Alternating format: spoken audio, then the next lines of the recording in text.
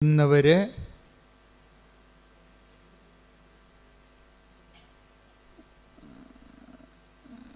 വളരെ സൂക്ഷ്മതയുള്ളവരായിരിക്കണം.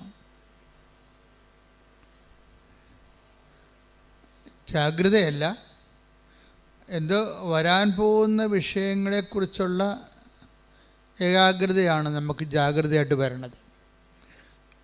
സൂക്ഷ്മതയെന്ന് പറഞ്ഞത് ജാഗ്രതയല്ല, അത് സംഭവിച്ചുകൊണ്ടിരിക്കുന്ന വിഷയങ്ങളെക്കുറിച്ചുള്ള ഒരു അവബോധമാണ്, അവെയർനെസ്സാണ്.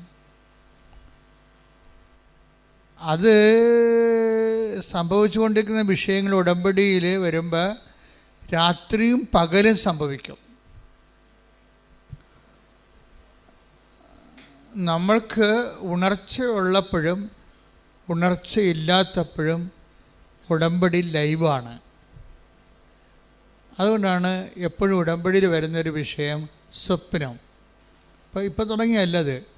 നിങ്ങൾ ഒരാഴ്ചയിൽ നമ്മൾ ഒരു 2-3 പേരെങ്കിലും തങ്ങൾ കണ്ട സ്വപ്നങ്ങളെക്കുറിച്ച് പിന്നീടത് ആ സ്വപ്നങ്ങളിലൂടെ സഞ്ചരിച്ചപ്പോൾ ദൈവം ആഗ്രഹിച്ച ഇടങ്ങളും ലക്ഷ്യങ്ങളെക്കുറിച്ച് പറയാത്ത സാക്ഷ്യങ്ങളില്ല. ഉടമ്പടി ഒരു സ്വപ്നത്തിൻ്റെ സ്വർഗീയ പദ്ധതിയാണ്. ഏറ്റവും പുതിയ സ്വപ്നത്തിൻ്റെ പദ്ധതി എന്ന് പറയുമ്പോൾ വിൻസിയുടെ സാക്ഷ്യം, ഇന്നലെ പറഞ്ഞ സാക്ഷ്യമാണ്. വിൻസി കോയമ്പത്തൂരാണ്, അവിടെ സെറ്റിൽഡാണ്. അപ്പോഴേ വിൻസിയുടെ ഒരു പ്രശ്നം, അവർ ഒറ്റമുറി വീട്ടിലാണ് താമസിക്കുന്നത്. ഒറ്റമുറി വീട്. ആ വീട്ടിൽ തന്നെ ആ ഒറ്റമുറി തന്നെ ഗ്യാസ്, അപ്പനും അമ്മയും കിടക്കണതും ഈ വിൻസി കിടക്കണതും എല്ലാം ഒരു മുറിയിലാണ്. ഒരു കട്ടില, പിന്നെ ഒരാൾ താഴെ കിടക്കും. അപ്പോൾ അത്രയും ഒതുങ്ങിയ ഒരു ജീവിതമാണ്. അപ്പോൾ നിങ്ങൾക്ക് ചിന്തിക്കാവുന്നേ ഉള്ളൂ. ശരിക്കും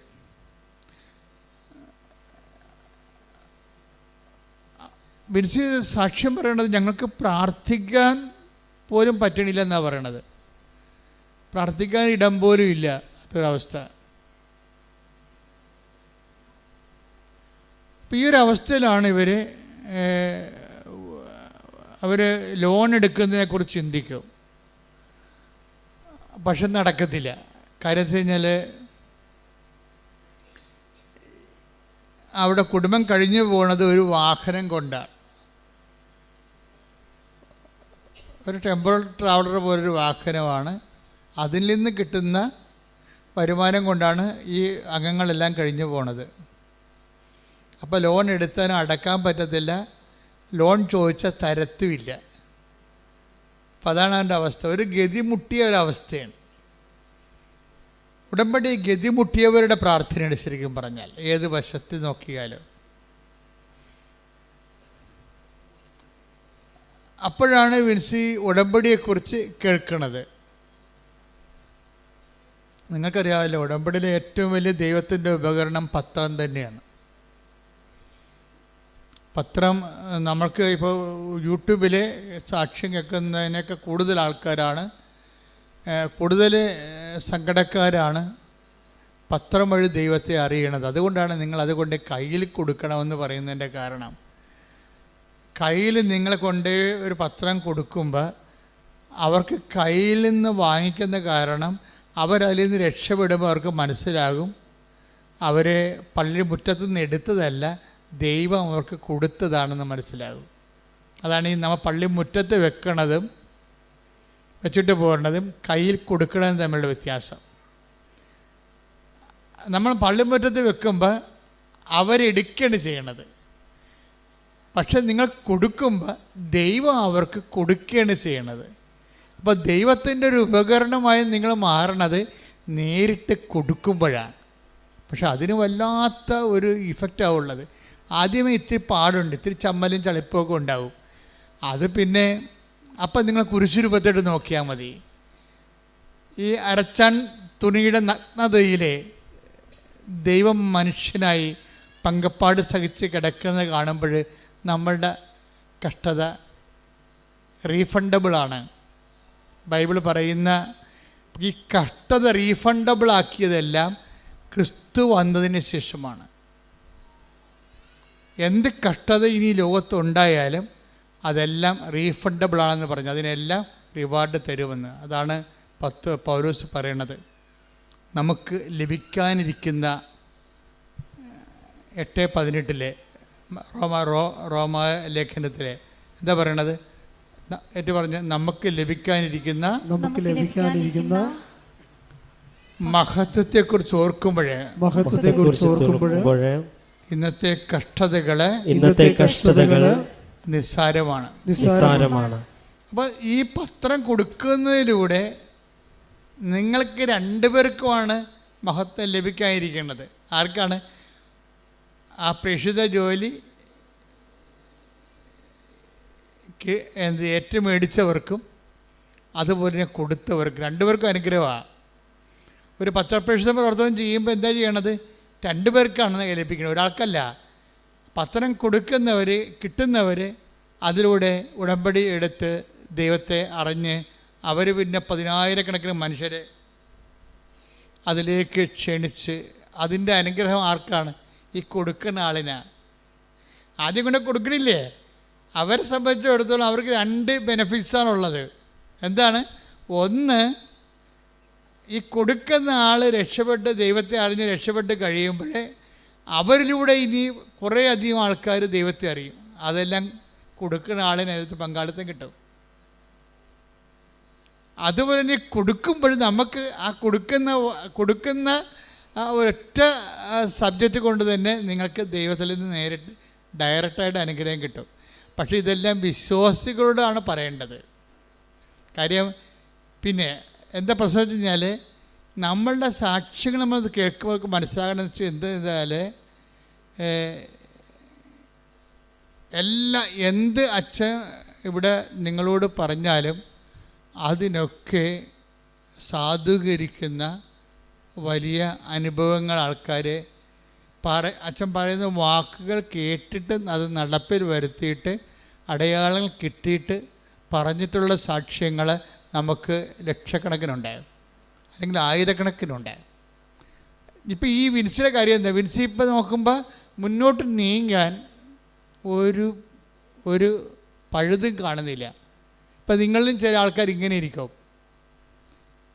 എന്നുവെച്ചാൽ ഇനി മുന്നോട്ട് നീങ്ങാൻ, കാര്യം ഉടമ്പടി എന്ന് പറയണത് വെറുതെ സാധാരണ ആൾക്കാർക്ക് ഉടമ്പടി എടുക്കാൻ പാടാണ്. ഉടമ്പടി എടുക്കുമ്പോൾ ഇപ്പോൾ ഉടമ്പടിയെക്കുറിച്ച് ജനങ്ങൾക്കെല്ലാം അറിയാം. വളരെ വെർച്വൽ ഉടമ്പടി എന്നും പറഞ്ഞൊരു പുതിയൊരു സാധനം ഡെവലപ്പ് ചെയ്ത് വന്നിരിക്കുകയാണ്. വെർച്വൽ ഉടമ്പടി. നമുക്ക് എന്താ ഉള്ളത്? ഓൺലൈൻ ഉടമ്പടിയുണ്ട്, അതുപോലെ തന്നെ പിൽഗ്രീം ഉടമ്പടിയുണ്ട്. ഓൺലൈൻ ഉടമ്പടി നമ്മൾ ഓൺലൈനിൽ ചെയ്യുന്നത്, അതിനെല്ലാം കൺകറൻസായി അമ്മ ചെയ്താൽ മതി. അപ്പം നിനക്ക് ഈ രാജ്യത്ത് വരാൻ പറ്റാത്തൊരവസ്ഥയാണെന്ന് വിചാരിച്ചോ? നിനക്ക് ഈ രാജ്യത്ത് വരാൻ പറ്റാത്ത അവസ്ഥ, നീ ജയിലിൽ കിടക്കുകയാണ്.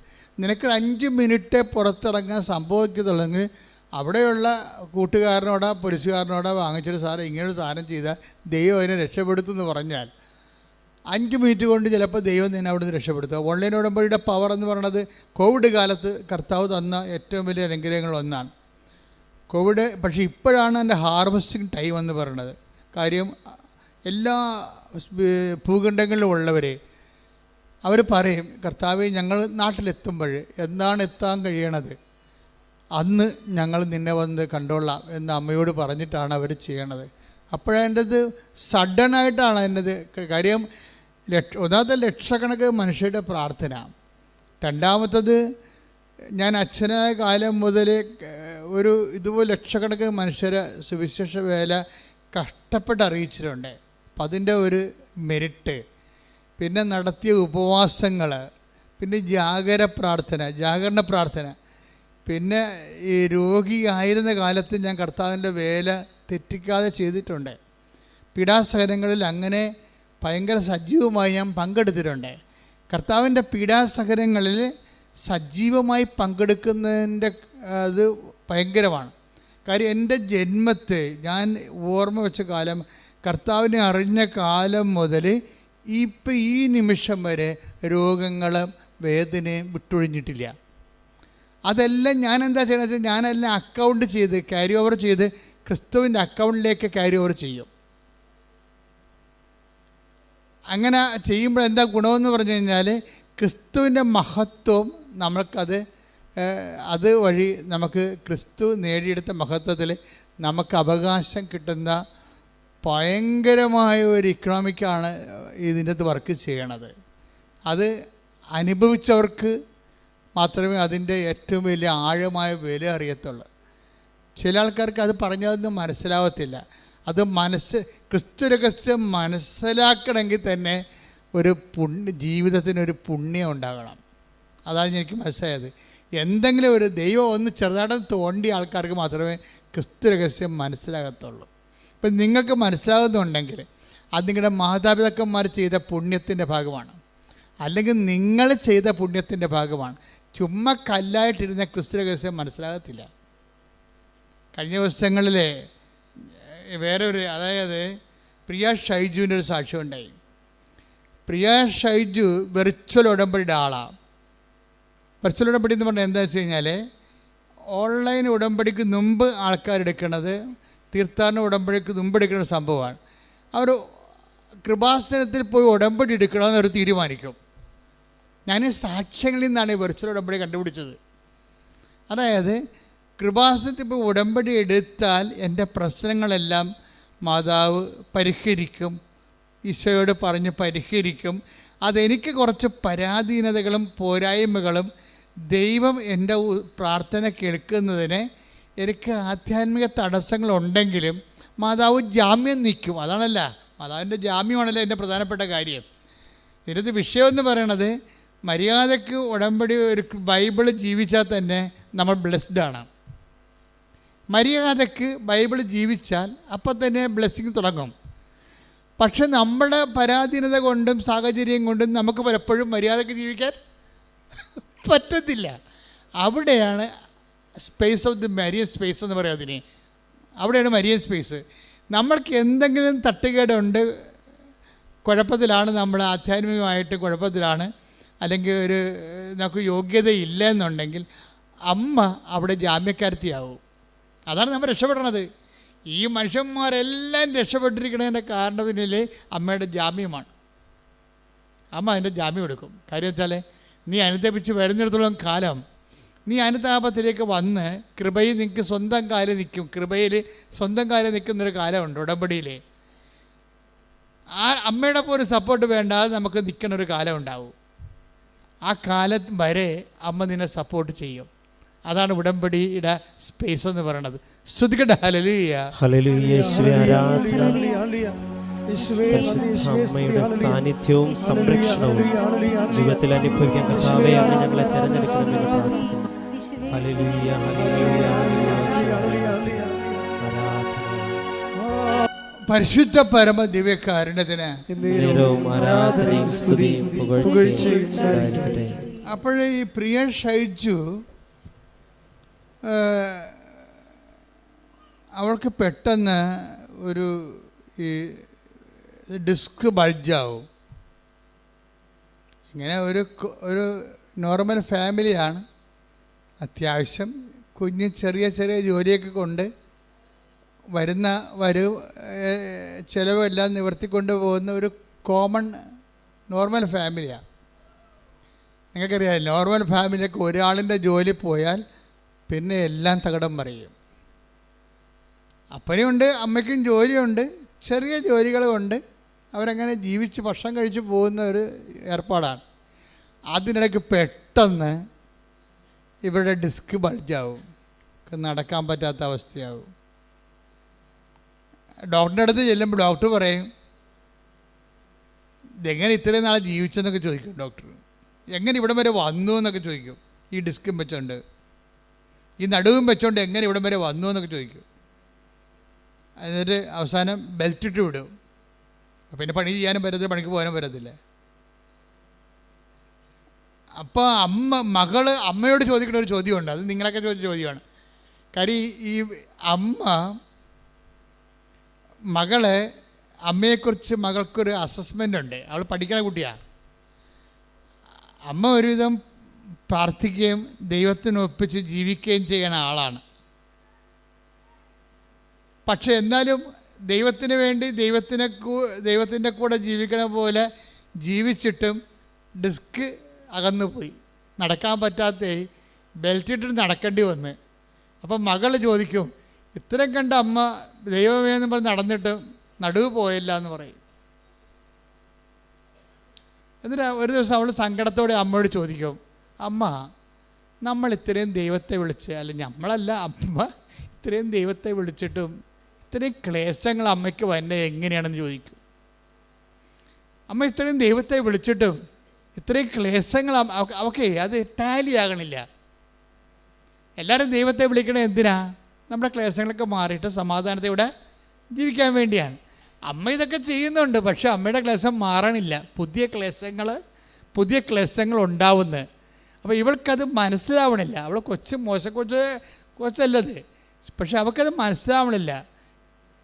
അപ്പം ഞാനും വലുതാകുമ്പോൾ ദൈവത്തെ വിളിക്കാനൊക്കെ അവൾക്ക് ആഗ്രഹമുണ്ട്, പക്ഷേ വിളിച്ച ആളിൻ്റെ അവസ്ഥ ഇതല്ലേ. അതാണ് പ്രശ്നം. വിളിച്ച ആളിൻ്റെ അവസ്ഥ ഇതല്ലേ. ഇപ്പം ഞാൻ കൂടി വിളിച്ചിട്ട് എൻ്റെ നടുവ് കൂടി പോകണമെന്നാണ് അവൾ ചോദിക്കുന്നത്. അതാണ് ഞാനും കൂടി വിളിച്ചിട്ട് ദൈവത്തെ വിളിച്ചിട്ട് എൻ്റെ നടുവും കൂടി പോകണത്. അപ്പോൾ ഈ അമ്മ മകളോട് പറയും, മോളെ അതേ നമ്മളെ ദൈവം അഗ്നിശോധന ചെയ്യുകയാണ്. എന്ന് വെച്ച് കഴിഞ്ഞാൽ സ്വർണം ഉലയിലിട്ട് കഴിഞ്ഞാൽ അത് തിളങ്ങും. അങ്ങനെ നമ്മുടെ കറകൾ കളഞ്ഞെടുക്കുകയാണ്. അപ്പോൾ എന്നിട്ട് ഇത് പറഞ്ഞിട്ട് അവൾക്കത് മനസ്സിലായില്ല. എന്നിട്ട് അവൾ ഈ കറ കളഞ്ഞിട്ട് ഇത് എന്തിനാണെന്നുള്ളതാണ്, ഇത് പണയം വെക്കാൻ പോണോ വിൽക്കാൻ പോണോ എന്നുള്ള അവൾ ചിന്തിക്കണത്. ഇനി നമ്മൾ സ്വർണ്ണമാണെന്ന് പറഞ്ഞിട്ട് അവൾക്കതിൻ്റെ അകത്ത് നമുക്ക് സ്വർണ്ണമാണെന്ന് പറഞ്ഞാൽ നടുവിലല്ല. ഇപ്പോൾ കൊച്ചു ചിന്തിക്കണ ആ രീതിയിലാണ്. അവളെ തെറ്റ് പറയാൻ പറ്റത്തില്ല. പക്ഷെ അമ്മയ്ക്ക് അത് മനസ്സിലാകും, നമ്മൾ സ്വർണ്ണമാണെന്നും ദൈവം ഈ സഹനത്തിൻ്റെ തീയിലിട്ടുകൊണ്ട് നമ്മളെ ഉരുക്കി നമ്മളെ ജ്വലിപ്പിച്ച് കറകളഞ്ഞെടുക്കുകയാണെന്ന് അമ്മയ്ക്ക് മനസ്സിലാകുന്ന ദൈവരഹസ്യം കൊച്ചിന് മനസ്സിലാവത്തില്ല. ഇതാണ് ഞാൻ പറഞ്ഞത്, മനസ്സിലാക്കാൻ വേണ്ടി കൃപ വേണമെന്ന് പറയണത്. അമ്മയ്ക്ക് ഒരേ സാധനം തന്നെ, ഒരേ സത്യം തന്നെ അമ്മയ്ക്ക് മനസ്സിലായി, കൊച്ചിന് മനസ്സിലായില്ല. ഇതാണ് ക്രിസ്തുവിനെ മനസ്സിലാക്കാൻ പ്രത്യേക കൃപ വേണമെന്ന് പറയണത്. ഒരേ സമയം തന്നെ വിദ്യാഭ്യാസം കുറഞ്ഞുള്ള അമ്മയ്ക്ക് മനസ്സിലായി, വിദ്യാഭ്യാസമുള്ള മകൾക്ക് ക്രിസ്തുവിനെ മനസ്സിലായില്ല. അപ്പം മനസ്സിലാക്കണമെങ്കിൽ എന്ത് ചെയ്യണം? അതിൻ്റെ ഒരു കൃപ വേണം. കൃപയ്ക്ക് ബൈബിൾ പറയണത് ആകർഷണമെന്നാണ്.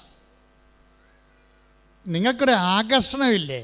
ഇപ്പം അതായത് നോക്കാം, അതായത് യോഹന്നാൻ 6:44 എടുത്ത്, എന്നെ അയച്ച പിതാവ് ആകർഷിച്ചാലല്ലാതെ ഒരുവനും എൻ്റെ അടുക്കിലേക്ക് വരുവാൻ സാധിക്കുകയില്ല. അപ്പോൾ ഇത് പ്രശ്നത്തിൽ നിങ്ങൾക്ക് ഇവിടെ വരാൻ കഴിഞ്ഞിട്ടുണ്ടെങ്കിൽ, ആലപ്പുഴ വരെ വണ്ടി കയറി വരാൻ കുറച്ച് പാടാണ്. അപ്പോൾ നാളെ പോകാം, മറ്റന്നാൾ പോകാം, മഴ മാറട്ടെ, മഴക്കാലം മാറട്ടെ, അങ്ങനെ പല ഇടാകൂടങ്ങൾ നമ്മൾ മാറ്റി വെക്കുമ്പോഴും ചില ആൾക്കാർ ഒന്നും മാറ്റി വെക്കാതെ കണ്ണും പൂട്ടി വരും. ഇതാണ് ആകർഷണം എന്ന് പറയുന്നത്. പിടിയിട്ടില്ലേ? അതെന്താ പറയുക? അത് 6:44 ഒരിക്കലും യോഹന്നാൻ 6:44 എടുത്ത്, എന്നെ അയച്ച പിതാവ്, ഒന്ന് പറഞ്ഞേ, എന്നെ അയച്ച പിതാവ് ആകർഷിച്ചാലല്ലാതെ ഒരുവനും എന്റെ അടുക്കലേക്ക് വരുവാൻ സാധിക്കുകയില്ല. ഈ ആകർഷിപ്പിന് ഇപ്പം നിങ്ങൾ എന്നിട്ട് ഇപ്പോൾ ആകർഷിച്ചതിൻ്റെ പേരിലാണ് നിങ്ങൾ വന്നിരിക്കണത് അല്ലേ? ഈ ആകർഷിപ്പിനെയാണ് പ്രഥമ കൃപയെന്ന് പറയണത്, ബേസിക് ഗ്രേസ് എന്ന് പറയുന്നതിനാ. ഈ ബേസിക് ഗ്രേസ് എന്ന് പറയുന്നത് എല്ലാത്തിനും ബേസിക്സ് ഇല്ലേ? ഒരു വീട് കെട്ടണമെങ്കിൽ ആദ്യം ഫൗണ്ടേഷൻ ഇല്ലേ? Foundation grace. ഇപ്പം നിങ്ങൾ ബ്യൂട്ടീഷ്യൻസ് ആണെങ്കിൽ നിങ്ങൾക്കുണ്ട് ഫൗണ്ടേഷൻസ് ഉണ്ട് അല്ലേ? അതുപോലെ തന്നെയാണ് എല്ലാത്തിനും ഒരു ഫൗണ്ടേഷൻ ഉണ്ട്.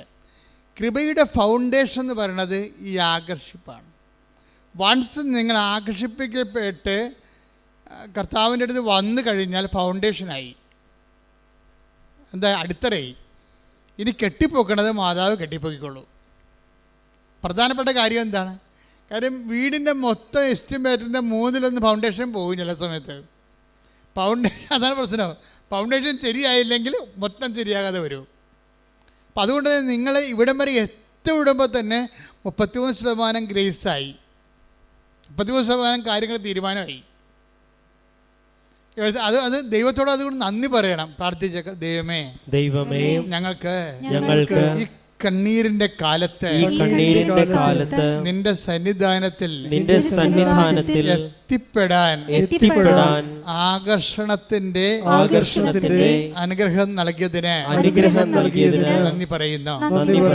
ആകർഷണത്തിന്റെ അനുഗ്രഹം നൽകിയതിന് നന്ദി പറയുന്നു.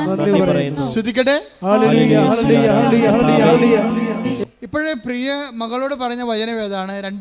1 പത്രോസിന്റെ 1:7 എടുത്ത് 1 പത്രോസ് 1:7 ശ്രുതിക്കട്ടെ. ഹല്ലേലൂയ ഹല്ലേലൂയ ഹല്ലേലൂയ ഹല്ലേലൂയ യേശുവേ നന്ദി. ഹല്ലേലൂയ ഹല്ലേലൂയ യേശുവേ ആരാധന. ഹല്ലേലൂയ ഹല്ലേലൂയ 1 പത്രോസ് 1:7 അഗ്നിശോധനയെ അതിജീവിക്കുന്ന നശ്വരമായ സ്വർണത്തെക്കാൾ വിലയേറിയതായിരിക്കും പരീക്ഷകളെ അതിജീവിക്കുന്ന നിങ്ങളുടെ വിശ്വാസം.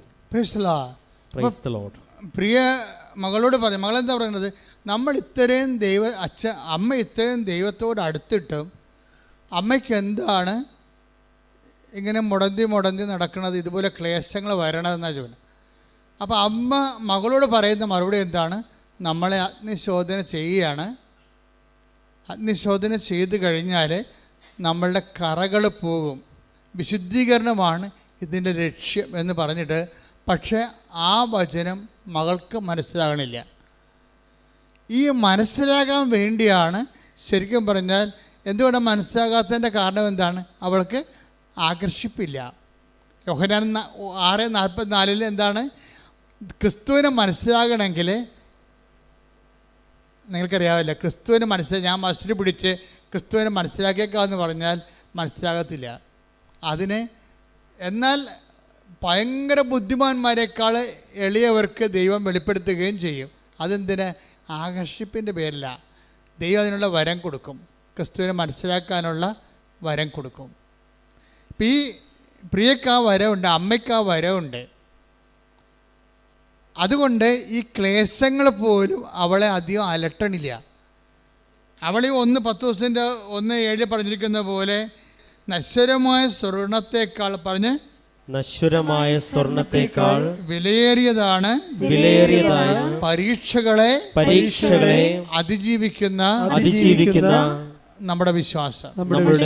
നിന്റെ കയ്യിലിരിക്കുന്ന വിശ്വാസം, നിനക്കിപ്പോൾ ഉള്ള വിശ്വാസം, അതിന് വിലയുള്ളതാണോ വില കുറഞ്ഞതാണോ എന്ന് എങ്ങനെ അറിയാൻ പറ്റും? നിനക്ക് വിശ്വാസമുണ്ട്, പക്ഷെ അതിന് വില ഉള്ളതാണോ വില കുറഞ്ഞതാണോ എന്നെങ്ങനെ അറിയാൻ പറ്റും? പരീക്ഷകളെ അതിജീവിച്ചിട്ടുണ്ടെങ്കിൽ നിൻ്റെ വിശ്വാസം വിലയുള്ളതാണ്. അപ്പോൾ ഈ പരീക്ഷ കഴിയാത്ത ഒരു സാധനവും, ഇപ്പം പ്രിയയുടെ മകളുടെ വിശ്വാസം ഉണ്ട് അവൾക്ക്, പക്ഷെ പരീക്ഷ കഴിഞ്ഞിട്ടില്ല. അതിനൊന്നും ഇപ്പോൾ പരീക്ഷിക്കത്തില്ല, അപ്പം തന്നെ ചത്തുപോകുന്ന അറിയാൻ തീയതിന്. അതിനൊക്കെ ഇപ്പോൾ പരീക്ഷിക്കത്തില്ല. പരീക്ഷിക്കണമെങ്കിൽ ഒരു മിനിമം ഹാജറില്ലാത്ത ആൾക്കാർക്ക് പരീക്ഷ ഇടുക. ഇപ്പോൾ സ്കൂളിൽ പോകുന്ന ഒരു മിനിമം ഹാജറില്ലെങ്കിൽ എങ്ങനെയാണ് പരീക്ഷയ്ക്ക് ഇരുത്തത്തില്ല. അതുപോലെ നിനക്കൊരു പരീക്ഷ വേണമെങ്കിൽ കർത്താവിൻ്റെ അടുത്തൊരു മിനിമം ഹാജർ നിനക്ക് വേണം. അമ്മയ്ക്കതുണ്ട്. അവളുടെ വിശ്വാസം വിലയുള്ളതാണ്. വിശ്വാസം നമുക്കുണ്ടാകാം, പക്ഷേ വില എന്തുണ്ട്? അത് യൂറോയാണോ, അത് ഡോളറാണോ, അല്ല രൂപയാണോ? മൂല്യം $1 ഒരു യൂറോ ഉണ്ട്, ഒരു രൂപ ഉണ്ടെന്ന് പറഞ്ഞു കഴിഞ്ഞാൽ വില ഭയങ്കര വ്യത്യാസമുണ്ട്. അതിന് ക്രയശേഷി ഭയങ്കര വ്യത്യാസമുണ്ട്. അതുപോലെ തന്നെ നിൻ്റെ വിശ്വാസത്തിൻ്റെ ക്രയശേഷി എന്ന് പറയണത്, നിനക്കൊരു വിശ്വാസമുണ്ട്, അതിന് ക്രയശേഷി ഉണ്ടോ? അത് കൊടുത്ത് ദൈവത്തിൽ നിന്ന് അനുഗ്രഹം കൈപ്പറ്റാൻ മാത്രം നിങ്ങളുടെ വിശ്വാസം വിലയുള്ളതാണോ എന്നറിയാൻ എന്താ മാർഗം? ഇത് ക്ലേശങ്ങളിലൂടെ ആർക്ക് കടന്നു പോകാം. പക്ഷെ നീ വിശ്വാസിയാകുമ്പോഴേ നീ വിശ്വാസത്തിൻ്റെ അർത്ഥതലങ്ങളിലേക്ക് നിനക്ക് പോകാം. എന്താണത്? നിനക്ക് മുമ്പേ അഗ്നിശോധന ചെയ്യപ്പെട്ട ആൾ ഉത്ഥാനം ചെയ്തിട്ടുണ്ട്. അതാണ് നിൻ്റെ ഒരു പിടിപ്പെന്ന് പറയണത്. ഒരു പിടിപ്പില്ലാത്ത മനുഷ്യനാണെന്ന് പറഞ്ഞാൽ അതിൻ്റെ അർത്ഥം എന്താണ്? കഴിവില്ലാത്ത മനുഷ്യനാണെന്നാണ്. ക്രിസ്തുവിൻ്റെ കഴിവെന്താണ്? നിനക്കും എനിക്കും മുമ്പേ അഗ്നിശോധന ചെയ്യപ്പെട്ടിട്ട് അതിലൂടെ അവൻ ഉത്ഥാനം ചെയ്തിട്ട് ഇന്നും നമ്മുടെ കൂടെ ജീവിച്ചുകൊണ്ട് നമ്മൾ അവനെ ദൈവമെന്ന് വിളിച്ച് യേശു കർത്താവെന്ന് ഏറ്റുപറഞ്ഞ് നദരം കൊണ്ട് ഏറ്റുപറയുമ്പോഴേ, ദൈവം അവനെ മരിച്ചോർന്ന് ഉയർപ്പിച്ചെന്ന് ഹൃദയത്തിൽ വിശ്വസിക്കുമ്പോൾ അവൻ നേടിയെടുത്ത കൃപ, രക്ഷ നമ്മൾക്ക് ഇന്നും പ്രാപിക്കാൻ കഴിയുന്നുണ്ട്. അപ്പോൾ അതുകൊണ്ട് തന്നെയാണ് ഈ വിശ്വാസം വിലവെപ്പിച്ചെടുക്കുക എന്നുള്ളത് നമ്മുടെ ആധ്യാത്മികമായ ഉത്തരവാദിത്വമാണ്. വിശ്വാസം ഉണ്ടായിട്ട് കാര്യമില്ല, കേവല വിശ്വാസമായിരിക്കും. അതിനെ വിലവെപ്പിച്ചെടുക്കണം എങ്ങനെയാണ്? ഇപ്പം നിങ്ങൾ ഉടമ്പടി തേലം തേക്കുന്നു, ചെറുതായിട്ടും തേച്ചാൽ മതി, അപ്പോൾ തന്നെ ഹാർട്ട് അസുഖം മാറും. പക്ഷേ എന്നോട് പറഞ്ഞിരിക്കണത് ഇപ്പം തേക്കണ്ടെന്നാണ് പറഞ്ഞിരിക്കണത്. എന്താ കാര്യം? നിൻ്റെ സഹനം ഇനിയും നീട്ടി തന്നിട്ടുണ്ട്. എനിക്ക് കിഡ്നിയുടെ അസുഖമുണ്ട്. പക്ഷേ ഞാനത് ബോധപൂർവ്വം എനിക്കറിയാം, എൻ്റെ അസുഖം മാറേണ്ട കാലം ചിലപ്പോൾ അറിയാം. അതുകൊണ്ട് തന്നെ നിങ്ങൾ ചെയ്യുമ്പോൾ നിങ്ങൾക്കതിൻ്റെ അനുഗ്രഹം ചിലപ്പോൾ സെക്കൻഡുകൾക്ക് കിട്ടും. എന്നോട് പറയും, നിനക്കത് അസൈൻമെൻറ്റ് ചെയ്ത് തന്നിരിക്കുകയാണ്, നിനക്കത് കൃപയുടെ ഭാഗമായി തന്നിരിക്കുകയാണ്. നീ കൈ ഉയർത്തുമ്പോൾ നിൻ്റെ ജനത്തിൻ്റെ മേൽ ഞാൻ അലിവ് തോന്നണമെന്നുണ്ടെങ്കിൽ നീ എൻ്റെ പീഡാസഹനം പങ്കെടുത്തതിൻ്റെ ക്രെഡിബിലിറ്റി നിൻ്റെ കയ്യിൽ ഉണ്ടാകണം. അതുകൊണ്ട് നിൻ്റെ സഹനങ്ങൾ ഇപ്പോഴൊക്കെ ഞാൻ മാറ്റത്തില്ല. കാര്യം സഹനമാണ് ബലമെന്ന് പറയണത്, ക്രിസ്തുവിൻ്റെ ബലം. നമുക്കറിയാം കുഞ്ഞുങ്ങൾക്ക് എന്താ ബലം? കുഞ്ഞുങ്ങൾക്ക് ബലം കരച്ചിലാണ് ബലം. പക്ഷികൾക്ക് എന്താ ബലം? ആകാശമാണ് ബലം. അതുപോലെ തന്നെ മത്സ്യത്തിനെന്താ ബലം? ജലമാണ് ബലം. ഒരു വിശ്വാസിക്ക് എന്താ ബലം? സഹനമാണ് ബലം. കൈയടിച്ച് കർത്താസുടെ നടുവ് പോയപ്പോഴേ, പ്രിയയുടെ നടുവ് പോയപ്പോൾ ജോലിക്ക് പോകാൻ പറ്റാതെ വന്ന്, പിന്നെ കുഞ്ഞുങ്ങൾക്ക് ഫീസ് കൊടുക്കാൻ പറ്റാതെ വന്ന്, കടക്കാർക്ക് സമയത്ത് അവർ പറയുന്ന കടങ്ങൾക്ക് പരിഹരിക്കാൻ കടം വാങ്ങിച്ചവർക്ക് കൊടുക്കാൻ പറ്റാതെ വന്ന്, എല്ലാം താറുമാറായി താളം തെറ്റിപ്പോവും. ചിലക്കൊരു പാണം കുരിശ് വന്നാലും ശരി കർത്താവിൻ്റെ മുമ്പിൽ നിന്ന് മാറത്തില്ല. അവരെന്താണ്? അതിജീവിച്ച് വിലയുള്ള വിശ്വാസത്തിലേക്ക് വന്നവർ. അഗ്നിശോധനയെ അതിജീവിച്ച് വിലയുള്ള വിശ്വാസമാണ്. കാര്യം നിസ്സാര കാര്യത്തിന് അവൾ തൊടാൻ പറ്റത്തില്ല. അവർ ജീവിതത്തിൽ ജയിച്ചിരിക്കുകയാണ്. ഈ ക്രിസ്തുവിനെ ഫോളോ ചെയ്യുമ്പോൾ ഉണ്ടാകുന്നൊരു ഗുണം അതാണ്, നമ്മൾ ജീവിതത്തെ ജയിച്ചുകൊണ്ടേയിരിക്കും. കൈയടിച്ച് കർത്താവിനോട്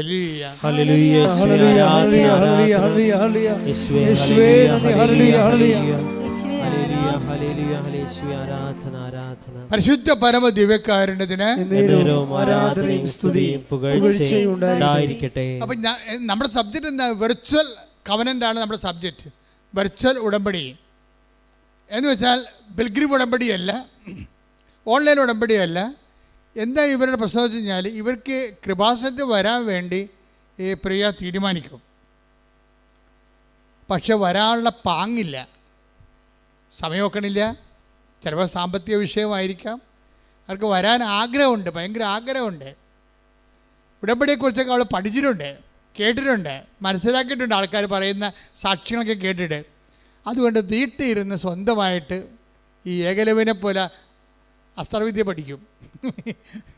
അതാണ് ഏകലവ്യൻ ഗുരുവില്ലാതെ പഠിക്കും.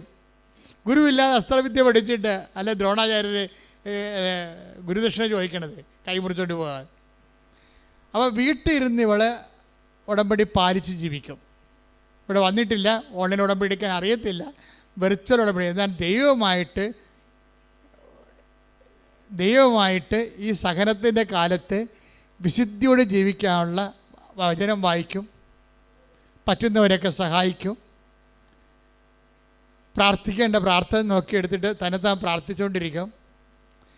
അപ്പോൾ ഇത് ഈ വീട്ടിലെ കഷ്ടപ്പാടും അമ്മയുടെ പ്രാർത്ഥനയും കണ്ടപ്പോഴാണ് മകൾ ചോദിച്ചത്, ഇത്രയൊക്കെ പ്രാർത്ഥിക്കണം അമ്മയ്ക്ക് ഇങ്ങനെ സംഭവിച്ചല്ല എന്ന് ചോദിക്കണത്. അവൾക്കത് പിടികിട്ടിട്ടില്ല, ടാലിയാകണില്ല. അനുഭവങ്ങളും ആത്മീയതയും തമ്മിൽ ടാലിയാകാത്ത അവസ്ഥയാണ്. അപ്പോൾ അവർക്കറിയാവുന്ന ഭാഷയിൽ അവൾ മകളെ ഉത്ബോധിപ്പിക്കും, പക്ഷെ മകൾക്കതൊന്നും മനസ്സിലാവത്തില്ല. പിന്നീട് വെർച്വൽ ഉടമ്പടിയുടെ കാലം കഴിയുമ്പോൾ ഇവളുടെ മനസ്സിൽ വെർച്വൽ ഉടമ്പടിക്ക് ഒരു സംഭവം നടക്കും. എന്താ, വെർച്വൽ ഉടമ്പടി കറക്റ്റായിട്ട് പാലിച്ച് ആ ഹോംവർക്ക് ചെയ്ത് കഴിയുമ്പോൾ അവളുടെ സത്യസന്ധത ദൈവത്തിന് മനസ്സിലാകുമല്ലോ. അപ്പോൾ അവൾക്ക് ആന്തരിക ബോധ്യം കൊടുക്കും. പറഞ്ഞു, നീ എന്നാണ് കൃപാസനത്തിൽ വരുന്നത് അന്ന് മുതൽ ഞാൻ നിൻ്റെ വിഷയം ടേക്കപ്പ് ചെയ്യുമെന്ന് പറയും. ആ ഒരു ആന്തരിക ബോധ്യം കൊടുക്കും. അങ്ങനെ ഒരു ദിവസം പ്രിയ കൃപാസനത്തിൽ വരും. കൃപാസനത്തിൽ വന്ന് ആ വരണ സമയത്ത് ഇവിടെ ഇതിൻ്റെ സമയമാകും, അർത്തങ്കിലേക്ക് നടന്നു പോണ റാലിയുടെ സമയമാകും. അപ്പോൾ പറയും, മാതാവേ ഞാനീ നടുവും വെച്ചോണ്ട് എനിക്ക് വരണമെന്ന് ആഗ്രഹമുണ്ട്, പക്ഷേ നടുവും വെച്ചോണ്ട് എങ്ങനെ നടക്കണം, വീട്ടിൽ തന്നെ എനിക്ക് നടന്ന് വീട്ടിൽ ജോലി ചെയ്യാൻ പറ്റണില്ല എന്ന് പറയും. അപ്പോഴും മാതാവ് പറയും, നീ നടന്നിട്ടല്ലേ ബാക്കി കാര്യം പറയണമെന്ന് ചോദിക്കും. ഇവിടെ നടക്കാൻ അത് രണ്ടും കൽപ്പിച്ച് റാലിക്ക് വരും. റാലിക്ക് വന്ന് നടക്കണ സമയത്ത് മാതാവ് പറയും, ബെൽറ്റ് ഊരി കളരി എന്ന് പറയും. ഉടനെ ആ സെക്കൻഡിൽ മുമ്പും പുറകും നോക്കാതെ ഇവൾ നടുവിൻ്റെ ബെൽറ്റ് എടുത്ത് ഊരി കളഞ്ഞിട്ട് നടക്കാൻ തുടങ്ങും. അത് അർത്ഥെങ്കിൽ അവരെ അങ്ങ് നടക്കും. ഇതാണ് വെർച്വൽ ഉടമ്പടി. അപ്പം നമ്മൾ നേരത്തെ ചെയ്യണ കാര്യങ്ങൾ വിശ്വാസിച്ച് ചെയ്യുമ്പോൾ ആ ചെയ്യുന്ന കാര്യങ്ങളെല്ലാം ദൈവം ഇങ്ങനെ അതിങ്ങനെ കുറിച്ച് വെക്കണ പോലെയാണ്. എന്നിട്ട് എന്താണ്, ആന്തരിക ബോധ്യം നൽകും. അപ്പോഴേ അവളൊരു പ്രാവശ്യം മകളോട് പറയുവേ, അപ്പോൾ ഇവളുടെ പഠനം ശരിയാകുന്നില്ല. ഇവൾ പഠിക്കുന്നുണ്ട്, പക്ഷേ ഇവൾക്ക് പഠനവുമായിട്ട് ഭയങ്കര പ്രശ്നമാണ്. പഠിക്കുന്ന അനുസരിച്ച് മാർക്ക് വീഴുന്നില്ല. വീട്ടിലെ കഷ്ടപ്പാടും എല്ലാം കൊണ്ടാണ് പഠിക്കുന്നുണ്ട്, പക്ഷെ അതനുസരിച്ചുള്ള ശ്രദ്ധിച്ചിട്ട് അതനുസരിച്ചിട്ട് ആൻസർ ചെയ്തിട്ട് ആൻസർ ചെയ്യാൻ പറ്റുന്നില്ല, മാർക്കില്ല.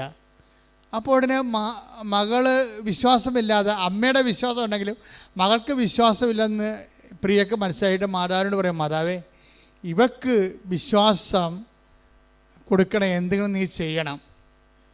എനിക്ക് നടുവില്ലെങ്കിലും, സുഖപ്പെട്ടതിന് മുമ്പുള്ള ഡയലോഗാണിത്, എനിക്ക് നടുവില്ലെങ്കിലും ഞാൻ വിശ്വസിക്കുമെന്ന് നിനക്കറിയാമല്ലോ, പക്ഷേ എൻ്റെ മകൾ വിശ്വസിക്കത്തില്ല, അവൾക്ക് എന്തെങ്കിലും അടയാളം കൊടുക്കണമെന്ന് പറയും.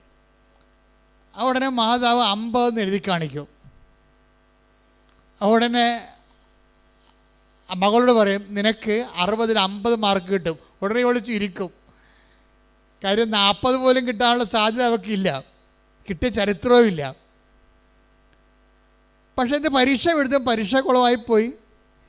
റിസൾട്ട് നോക്കാൻ നേരിട്ട് പോകുമ്പോൾ ഇവളിങ്ങനെ വിശ്വസിക്കണില്ലെങ്കിലും അമ്മയുടെ വാക്കിൽ ഇവൾക്ക് വിശ്വാസമുണ്ട്.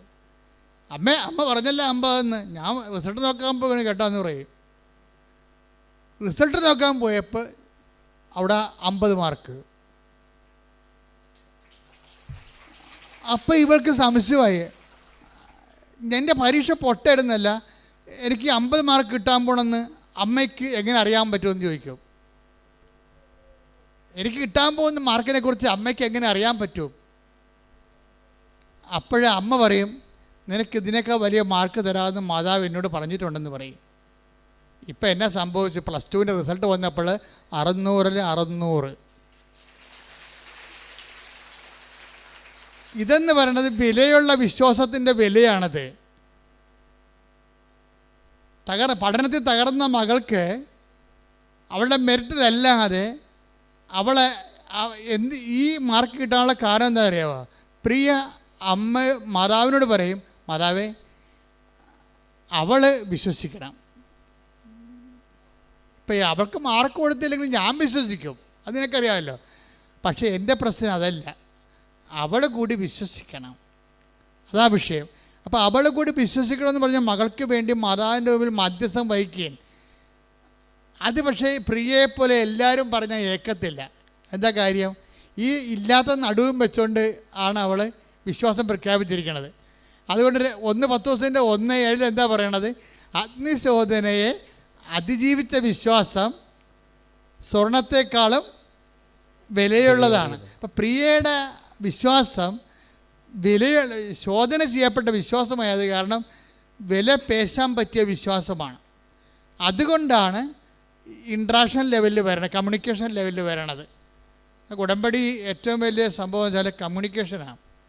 നിങ്ങളെ എപ്പോഴും ഉടമ്പടി നിങ്ങൾ കറക്റ്റായിട്ടാണ് എക്സിക്യൂട്ട് ചെയ്ത് പോകണമെന്നുണ്ടെങ്കിൽ കമ്മ്യൂണിക്കേഷൻ ആരംഭിക്കും. കമ്മ്യൂണിക്കേഷൻ അറിയാമല്ല, മാതാവ് സംസാരിക്കും, ഉള്ളിൽ ബോധങ്ങൾ തരും. ഉള്ളിൽ ബോധങ്ങൾ തരും. ഇനി ബോധങ്ങൾ തരാതെ തന്നെ സ്വപ്നങ്ങളുണ്ടാവും.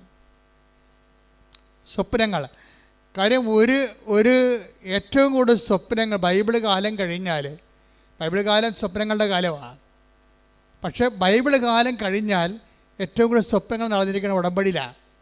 അതിങ്ങനെ നോക്കിയാൽ മതി. എല്ലാ സാക്ഷ്യം നോക്കുമ്പോൾ എവിടെയെങ്കിലും ഒരു സ്വപ്നം ഉണ്ടാവും. ഇപ്പോൾ വിൻസിയുടെ സാക്ഷ്യം എന്താ? വിൻസിയുടെ സാക്ഷ്യം, വിൻസിയുടെ കഥ ഞാൻ പറഞ്ഞില്ലേ, കോയമ്പത്തൂരുകാരത്തിയാണ്. മലയാളം തമിഴും കൂടി ചേർത്താണ് ഇവിടെ സാക്ഷ്യം ഇന്നലെ പറഞ്ഞിരിക്കണത്. എന്താ പറഞ്ഞിരിക്കുന്നത്? അവളുടെ അപ്പൻ ഒരാൾ ജോലി പോകണ്ടേ, അവർക്ക് ഒറ്റമുറി ആയിട്ടുള്ള ഒരു വീടാണ് ഉള്ളത്. അതിൻ്റെ അകത്ത് കട്ടിലിട്ട് കിടക്കേണ്ട അപ്പനുണ്ട്, അമ്മയുണ്ട്, മകളുണ്ട്. അപ്പന് ഡ്രൈവറായിട്ടുള്ള ജോലിയാണ് ഉള്ളത്. അതുകൊണ്ട് കുടുംബം പോറ്റണം. ലോണ് ചോദിച്ചാൽ കിട്ടത്തില്ല. അതുകൊണ്ട് വീട് വെക്കാനും പറ്റത്തില്ല, പ്രാർത്ഥിക്കാൻ പോലും ഇടമില്ല. ഇതാണ് ഇവരുടെ സങ്കടം. അപ്പം അങ്ങനെ സങ്കടത്തിൻ്റെ കാലത്ത് ഇവർക്ക് ഒരു പത്രം കിട്ടും. പത്രം കിട്ടിക്കഴിയുമ്പോൾ അവിടെ നിന്ന് ഇവിടം വരെ വരണ്ടേ, കോയമ്പത്തൂരിൽ നിന്ന് ഇവിടം വരെ വരണ്ടേ. അപ്പോൾ രണ്ട് മൂന്ന് പ്രാവശ്യത്തെ ഈ ഡ്രൈവറിൻ്റെ ദിവസ വരുമാനം കൂട്ടിയാലേ ഇവിടെ വരാൻ പറ്റത്തുള്ളൂ. രണ്ട് മൂന്ന് ദിവസത്തെ ഡ്രൈവറിൻ്റെ ദിവസ വരുമാനം കൂട്ടിയാൽ അവർക്ക് ഇവിടെ വരാൻ പറ്റത്തുള്ളൂ. ഇവിടെ പക്ഷേ അങ്ങനെ അവർ എക്സ്പെൻഡിച്ചർ മുടക്കി മുണ്ട് മുറുക്കി എടുത്ത് ഉടമ്പടി എടുത്ത ആൾക്കാരാണ്. മുണ്ട് മുറുക്കി എടുത്ത് ഉടമ്പടി എടുത്ത് വീട്ടിൽ ചെന്നപ്പോൾ അമ്മ ഒരു സ്വപ്നം കണ്ട്. അപ്പോൾ നമുക്ക് മനസ്സിലായില്ല എന്താണെന്ന്. അമ്മ സ്വപ്നമൊന്നും കണ്ടില്ല. സ്വപ്നത്തിലേ ഉള്ളൂ, വലിയ കഥകളൊന്നുമില്ല. ഒരു 4 നമ്പർ 4 ഇങ്ങനെ എഴുതി കാണിച്ചുകൊണ്ടിരിക്കും. എപ്പോഴും സ്വപ്നത്തിൽ നമ്പർ 4 എഴുതി കാണിച്ചുകൊണ്ടിരിക്കും. അപ്പം മകളോട് അമ്മ പറയും, വിൻസിയോട് അമ്മ പറയും, ഞാൻ ഇന്നലെ 4 എന്ന് എപ്പോഴും ഇങ്ങനെ എഴുതി കാണിക്കേണ്ട സ്വപ്നം കണ്ടെന്ന് പറയും. എന്നാ 4 എന്നറിയാൻ പോയുണ്ടായും. പക്ഷേ അന്ന് മുതൽ ഈ ഉടമ്പടി എടുത്തതിന് ശേഷം ഇവർ പെട്ടെന്ന് ഈ അപ്പന് ഒരു ബോധത ഉണ്ടാകും. എന്താണ്?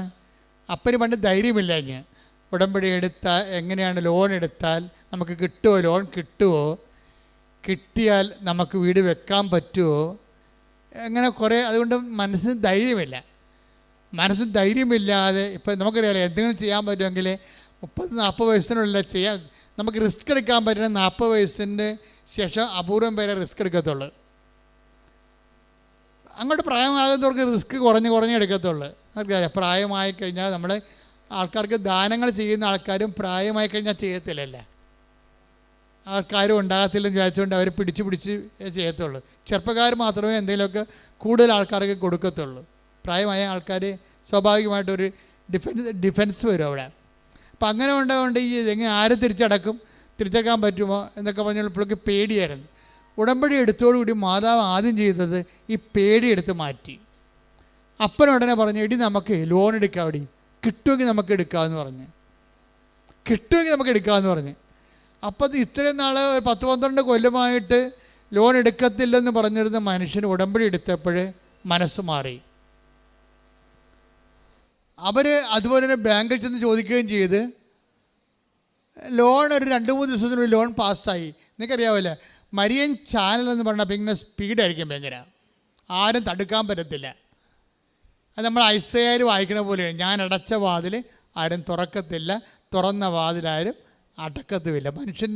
മനുഷ്യൻ്റെ കഴിവ് അവിടെ വരത്തില്ല.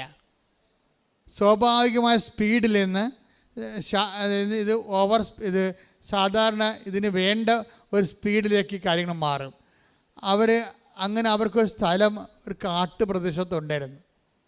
അവിടെ ചെന്നിട്ട് അവിടെ സ്ഥലം വെട്ടി വെളുപ്പിക്കുമ്പോൾ അത് അളന്ന് അതിൻ്റെ ലോൺ അനുവദിക്കണമെങ്കിൽ അതിൻ്റെ സ്കെച്ചും പ്ലാനും എഴുതുകയും അളവും ഒക്കെ എടുക്കണ്ടേ. അളന്നപ്പോൾ അത് 4 സെൻറ്റാണ്. അപ്പോൾ സ്വപ്നത്തിൽ ആദ്യത്തെ 4 കറക്റ്റായി. പതുക്കെ വരികയാണേ. അപ്പോൾ അവർക്ക് മനസ്സിലായി ഇത് മാതാവാണ് നയിച്ചുകൊണ്ടിരിക്കണമെന്ന്. എന്നിട്ട് അപ്പോൾ 4 സെൻറ്റായി. ഇനി വരണ സംഭവം എന്ന് വെച്ച് കഴിഞ്ഞാൽ ഈ സ്ഥലം പഞ്ചായത്ത് വാർഡെന്ന് പറയണത് വീരപാണ്ഡ്യൻ, ഈ കട്ടബൊമ്മൻ എന്നൊക്കെ പറയുന്ന അവരുടെ പേരുകളാണ്. വീരപാണ്ഡ്യൻ പഞ്ചായത്തിൻ്റെ വാർഡാണ് 4ാം വാർഡ്. അപ്പം 4-ാം വാർഡിൽ 4 സെൻറ്റ് സ്ഥലം, അതാണ് ഈ 4 കാണിക്കണത്. അപ്പോൾ 2-4 വന്നു കഴിഞ്ഞപ്പോൾ അവർക്ക് മനസ്സിലായി മാതാവ് ഈ വിഷയം തന്നെയാണ് സ്വപ്നത്തിൽ കാണിച്ചിരിക്കണമെന്ന്. എന്ന് വെച്ച് കഴിഞ്ഞാൽ പിന്നീടുള്ള മൂവ്മെൻ്റ് എന്ന് പറയണത് ഭയങ്കര 15 ദിവസത്തിനുള്ളിലാണ് അവിടെ സ്കെച്ചും പ്ലാനും. 1 കൊല്ലമായിട്ട് പോലും ആ പഞ്ചായത്തിൽ നിന്ന് പ്ലാൻ പാസ്സാകാത്ത ആൾക്കാരുണ്ട്. ഇവർക്ക് വെറും 15 ദിവസത്തിനുള്ളിൽ പ്ലാൻ പാസ്സാക്കി കിട്ടും. അതായത് മാതാവ് വന്നു കഴിഞ്ഞാൽ പിന്നെ കൂടെ നടന്നിട്ട് ഇതെല്ലാം ചെയ്ത് പെടാന്ന് നടക്കും. അവർ 1 കൊല്ലത്തിനുള്ളിൽ വീട് വെച്ച് അതിനകത്ത് കയറി താമസിക്കും. പിന്നെ ഒരു 6 മാസത്തിനുള്ളിൽ പഴയ വണ്ടി വിറ്റിട്ട് പുതിയ വണ്ടി എടുക്കും. എന്തൊരു സ്പീഡാണ് ശരിക്കും. പ്രാർത്ഥിക്കാൻ 3 മുറിയും വലിയൊരു ഹോളുമാണ്. നീ ലാവിഷായിട്ട് പ്രാർത്ഥിച്ചോളാൻ പറഞ്ഞിരിക്കുക. ശ്രദ്ധിക്കട്ടെ. ഹല്ലേലൂയ. ഈ ആഴ്ചത്തെ 3-ാമത്തെ സാക്ഷ്യം എന്ന് പറയണത് രജി ചേച്ചിയുടെ സാക്ഷ്യമാണ്. അവർ ഇടുക്കിയിലാണ്. രജി തോമസിൻ്റെ സാക്ഷ്യം ഇതുപോലെ തന്നെ കമ്മ്യൂണിക്കേഷൻ്റെ സാക്ഷ്യമാണ്. നിങ്ങളെപ്പോഴും എൻ്റെ സബ്ജക്റ്റ് എന്താ? നിങ്ങൾക്ക് സൂക്ഷ്മത വേണമെന്നാണ് എൻ്റെ സബ്ജക്റ്റ്. ഉടമ്പടിയും സൂക്ഷ്മതയും, ജാഗ്രതയല്ല. വരാൻ പോകുന്ന വിഷയങ്ങളെക്കുറിച്ചുള്ള ജാഗ്രതയേക്കാളുപരി പ്രസൻറ്റ് കണ്ടീഷനിൽ വർത്തമാനകാലത്ത് നടന്നുകൊണ്ടിരിക്കുന്ന സംഭവങ്ങളെക്കുറിച്ചുള്ള ശ്രദ്ധ, അതാണ് സൂക്ഷ്മതയെന്ന് പറയണത്. വർത്തമാനകാല ശ്രദ്ധയ്ക്കാണ് ഉടമ്പടിയിൽ സൂക്ഷ്മതയെന്ന് പറയണത്. ഇപ്പം അവരാ 4 ആ ഒരൊറ്റ നമ്പരേ ഉള്ളൂ. നമ്പറിലൂടെയാണ് ആ മൊത്തം 1.5 കൊല്ലം കൊണ്ട് സംഭവിക്കാൻ പോകുന്ന സംഭവങ്ങളെല്ലാം കാണിക്കുന്നത്. 4 എന്നൊരക്കത്തിലൂടെയാണ് കാണിക്കുന്നത്. പക്ഷേ ആ ചേട്ടത്തിക്ക് അത് കമ്മ്യൂണിക്കേറ്റഡായി. ആദ്യം കമ്മ്യൂണിക്കേറ്റഡ് ആയിട്ടില്ല. അത് അതിൻ്റെ വർക്കിംഗ് കണ്ടീഷൻ്റെ ഫസ്റ്റ് സ്റ്റേജ് കഴിഞ്ഞപ്പോൾ തന്നെ മനസ്സിലായി മാതാവിൻ്റെ ലൈൻ എന്താണെന്ന് മനസ്സിലായി. ഇതൊരു രജിസ്ട്രേഷൻ്റെതും കമ്മ്യൂണിക്കേഷൻ്റെതാണ്. ഉടമ്പടി കവനൻ്റ് കമ്മ്യൂണിക്കേഷൻ. അതുകൊണ്ട് നിങ്ങൾക്ക് എപ്പോഴും ഉടമ്പടി കാലമാകുമ്പോഴേ പഴയതുപോലെ ഇങ്ങനെ വായി നോക്കികളായിട്ട് നടക്കരുത്. ഉടമ്പടി കാലമാകുമ്പോൾ എന്ത് സംഭവിച്ചാലും ശ്രദ്ധിക്കണം. എന്ത് സംഭവിച്ചാലും ദൈവത്തിൻ്റെ നിങ്ങളോടുള്ള കമ്മ്യൂണിക്കേഷനായിരിക്കും അത്. ആ സംഭവങ്ങളിലൂടെ നിങ്ങൾ സംഭവിക്കുന്ന എല്ലാത്തിനതും ഉണ്ടാകുമോ എന്നറിയത്തില്ല. പക്ഷേ സംഭവിക്കുന്ന വിഷയങ്ങളെല്ലാം ശ്രദ്ധിക്കണം. ആര് വന്നാലും ആര് പോയാലും ഒരു ഫോൺ കോൾ പോലും ശ്രദ്ധിക്കണം.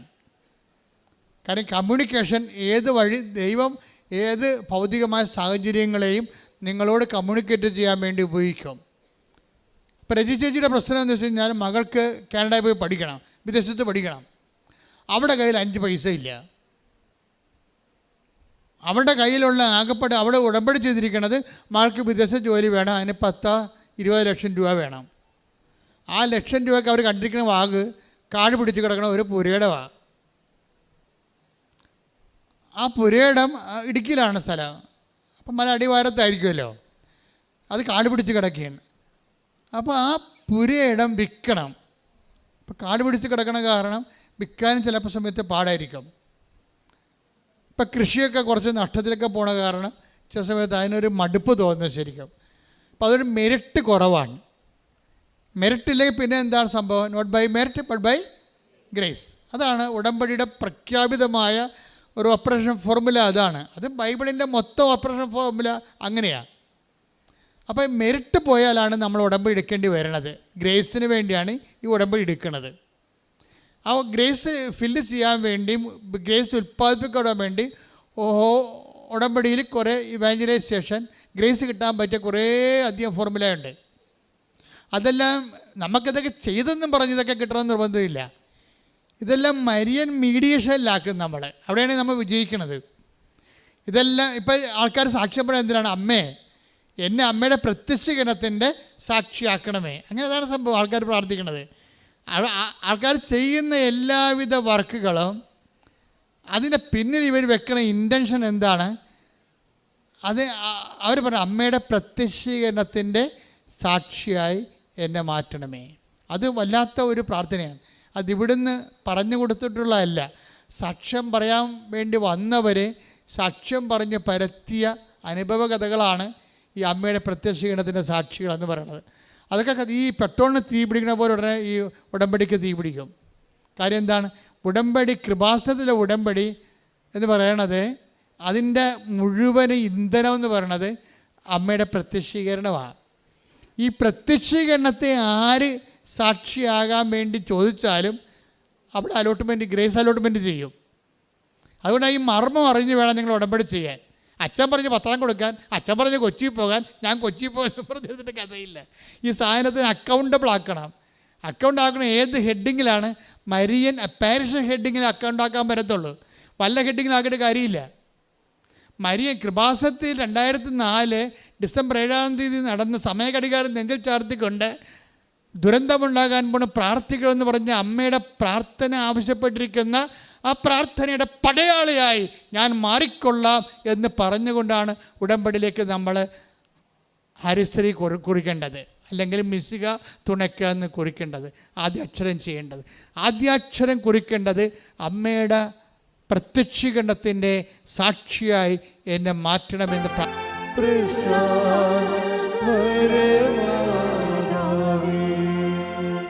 ഈ മർമ്മം എൻ്റെ മക്കൾ കറക്റ്റായിട്ട് മനസ്സിലാക്കി വെക്കണം. ഇതിൻ്റെ മർമ്മം.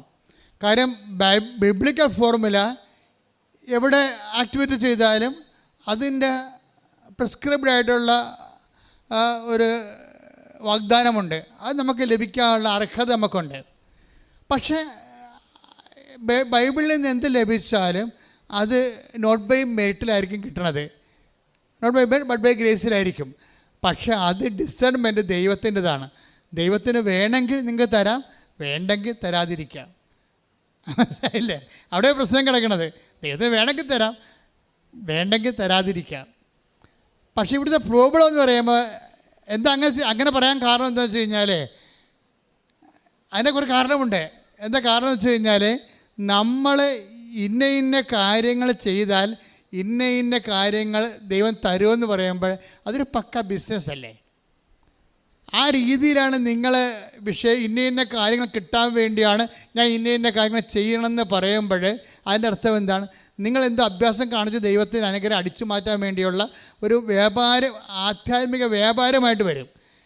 കൃപാസനത്തിൽ നടക്കുന്നത് ബുദ്ധിബോധം ഇല്ലാത്തവൻ അങ്ങനെ പറയുന്നുണ്ട് വ്യാപാരമാണെന്ന്. പക്ഷേ കൃപാസനം നടക്കണത് എന്താണ്? അമ്മയുടെ പ്രത്യക്ഷീകരണത്തിൻ്റെ സാക്ഷിയാക്കി നിന്നെ മാറ്റണമെന്ന് പറയുമ്പോൾ ഈ വിഷയം നമ്മുടേതല്ല. ആരുടേതാണത്? നീ അമ്മയുടെ പ്രത്യക്ഷീകരണത്തിൻ്റെ സാക്ഷിയായി എൻ്റെ മകളുടെ രോഗം മാറ്റിക്കൊണ്ട് എന്നെ അമ്മയുടെ പ്രത്യക്ഷീകരണത്തിൻ്റെ സാക്ഷിയാക്കണമെന്ന് മാത്രമേ ഒരാൾ പ്രാർത്ഥിക്കുന്നുള്ളൂ എങ്കിൽ അത് നടക്കും. എന്താ കാര്യം? ആ വിഷയത്തിൽ നമ്മളതിനകത്ത് നമ്മളുടെ വിഷയമല്ല. എന്താണ്? ദൈവത്തിൻ്റെ വിഷയമാണ്. ദൈവമാണ് അമ്മയെ പറഞ്ഞു വിട്ടിരിക്കുന്നത്. നിങ്ങൾക്കറിയാമല്ലോ, സമയഘടികാരം നെഞ്ചൽ ചാർത്തിയാണ് അമ്മ പ്രത്യക്ഷപ്പെട്ടത്. അത് അമ്മ ഏകപക്ഷീയമായിട്ടെടുത്ത തീരുമാനമല്ലത്. ഇന്ന് ത്രിത്വിക ദൈവത്തിൻ്റെ തിരുനാളിലാണ് ഇത് ഈ ഉടമ്പടി ധ്യാനം റെക്കോർഡ് ചെയ്യുന്നത്. ത്രിത്വിക ദൈവത്തിൽ ദൈവം ഒന്ന് ആകുമ്പോഴും ആ ദൈവത്തിന് 3 വ്യക്തിത്വമുണ്ട്. അതേസമയം സത്തയിൽ അത് ഏകമാണ്. അത് മനസ്സിലാക്കാൻ വേണ്ടി അത്രയും ബുദ്ധിമുട്ടെന്നുള്ള കാര്യമല്ല. അതൊരു ഐസ് കട്ട പോലെ ഇരിക്കണമെന്ന് ഐസ് കട്ടയൊക്കെ മനസ്സിലാക്കാൻ പറ്റത്തില്ലേ? ഒരു ഐസ് കട്ട ഇങ്ങനെ എടുക്കും, നമ്മൾ എടുത്തു കഴിഞ്ഞാൽ എന്ത് സംഭവം? അതിങ്ങനെ കട്ടയായിട്ട് തന്നെ മെറ്റീരിയലായിട്ട് നമ്മുടെ കയ്യിലിരിക്കും. അതേസമയത്തിന് താഴേക്ക് വെള്ളമായിട്ട് അത് വീണുകൊണ്ടേയിരിക്കും. മുകളിലോട്ടത് വാതകമായിട്ടത് പോയിക്കൊണ്ടേയിരിക്കും.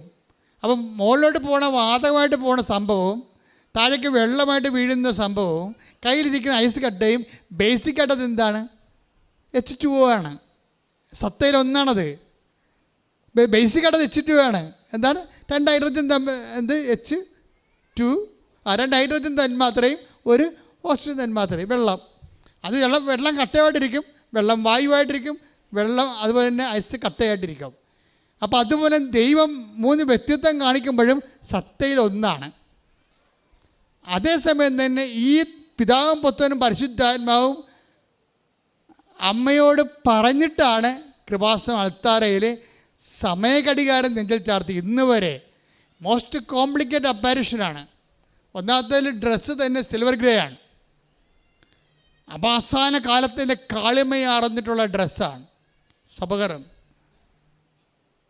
അന്ത്യകാലത്തിൻ്റെ ഒരു സുവിശേഷം പോലെയാണ് വരണത്. എന്നിട്ടെന്താണ്? ദുരന്തം ഉണ്ടാകാൻ പോണ്. എന്ത് ദുരന്തമായിരിക്കും? ദൈവത്തിന് ദുരന്തം. നമ്മൾക്കാണ് ഈ ദുരന്തം ഉണ്ടെന്ന് പറയുമ്പോൾ നമ്മൾ പറയാം ഉരുൾപൊട്ടുന്ന ദുരന്തമാണ്, വെള്ളപ്പൊക്കം ഉണ്ടാകുമ്പോഴും ദുരന്തമാണ്. പക്ഷേ ദൈവത്തിൻ്റെ മുമ്പിൽ ഇതൊന്നും ദുരന്തമല്ല.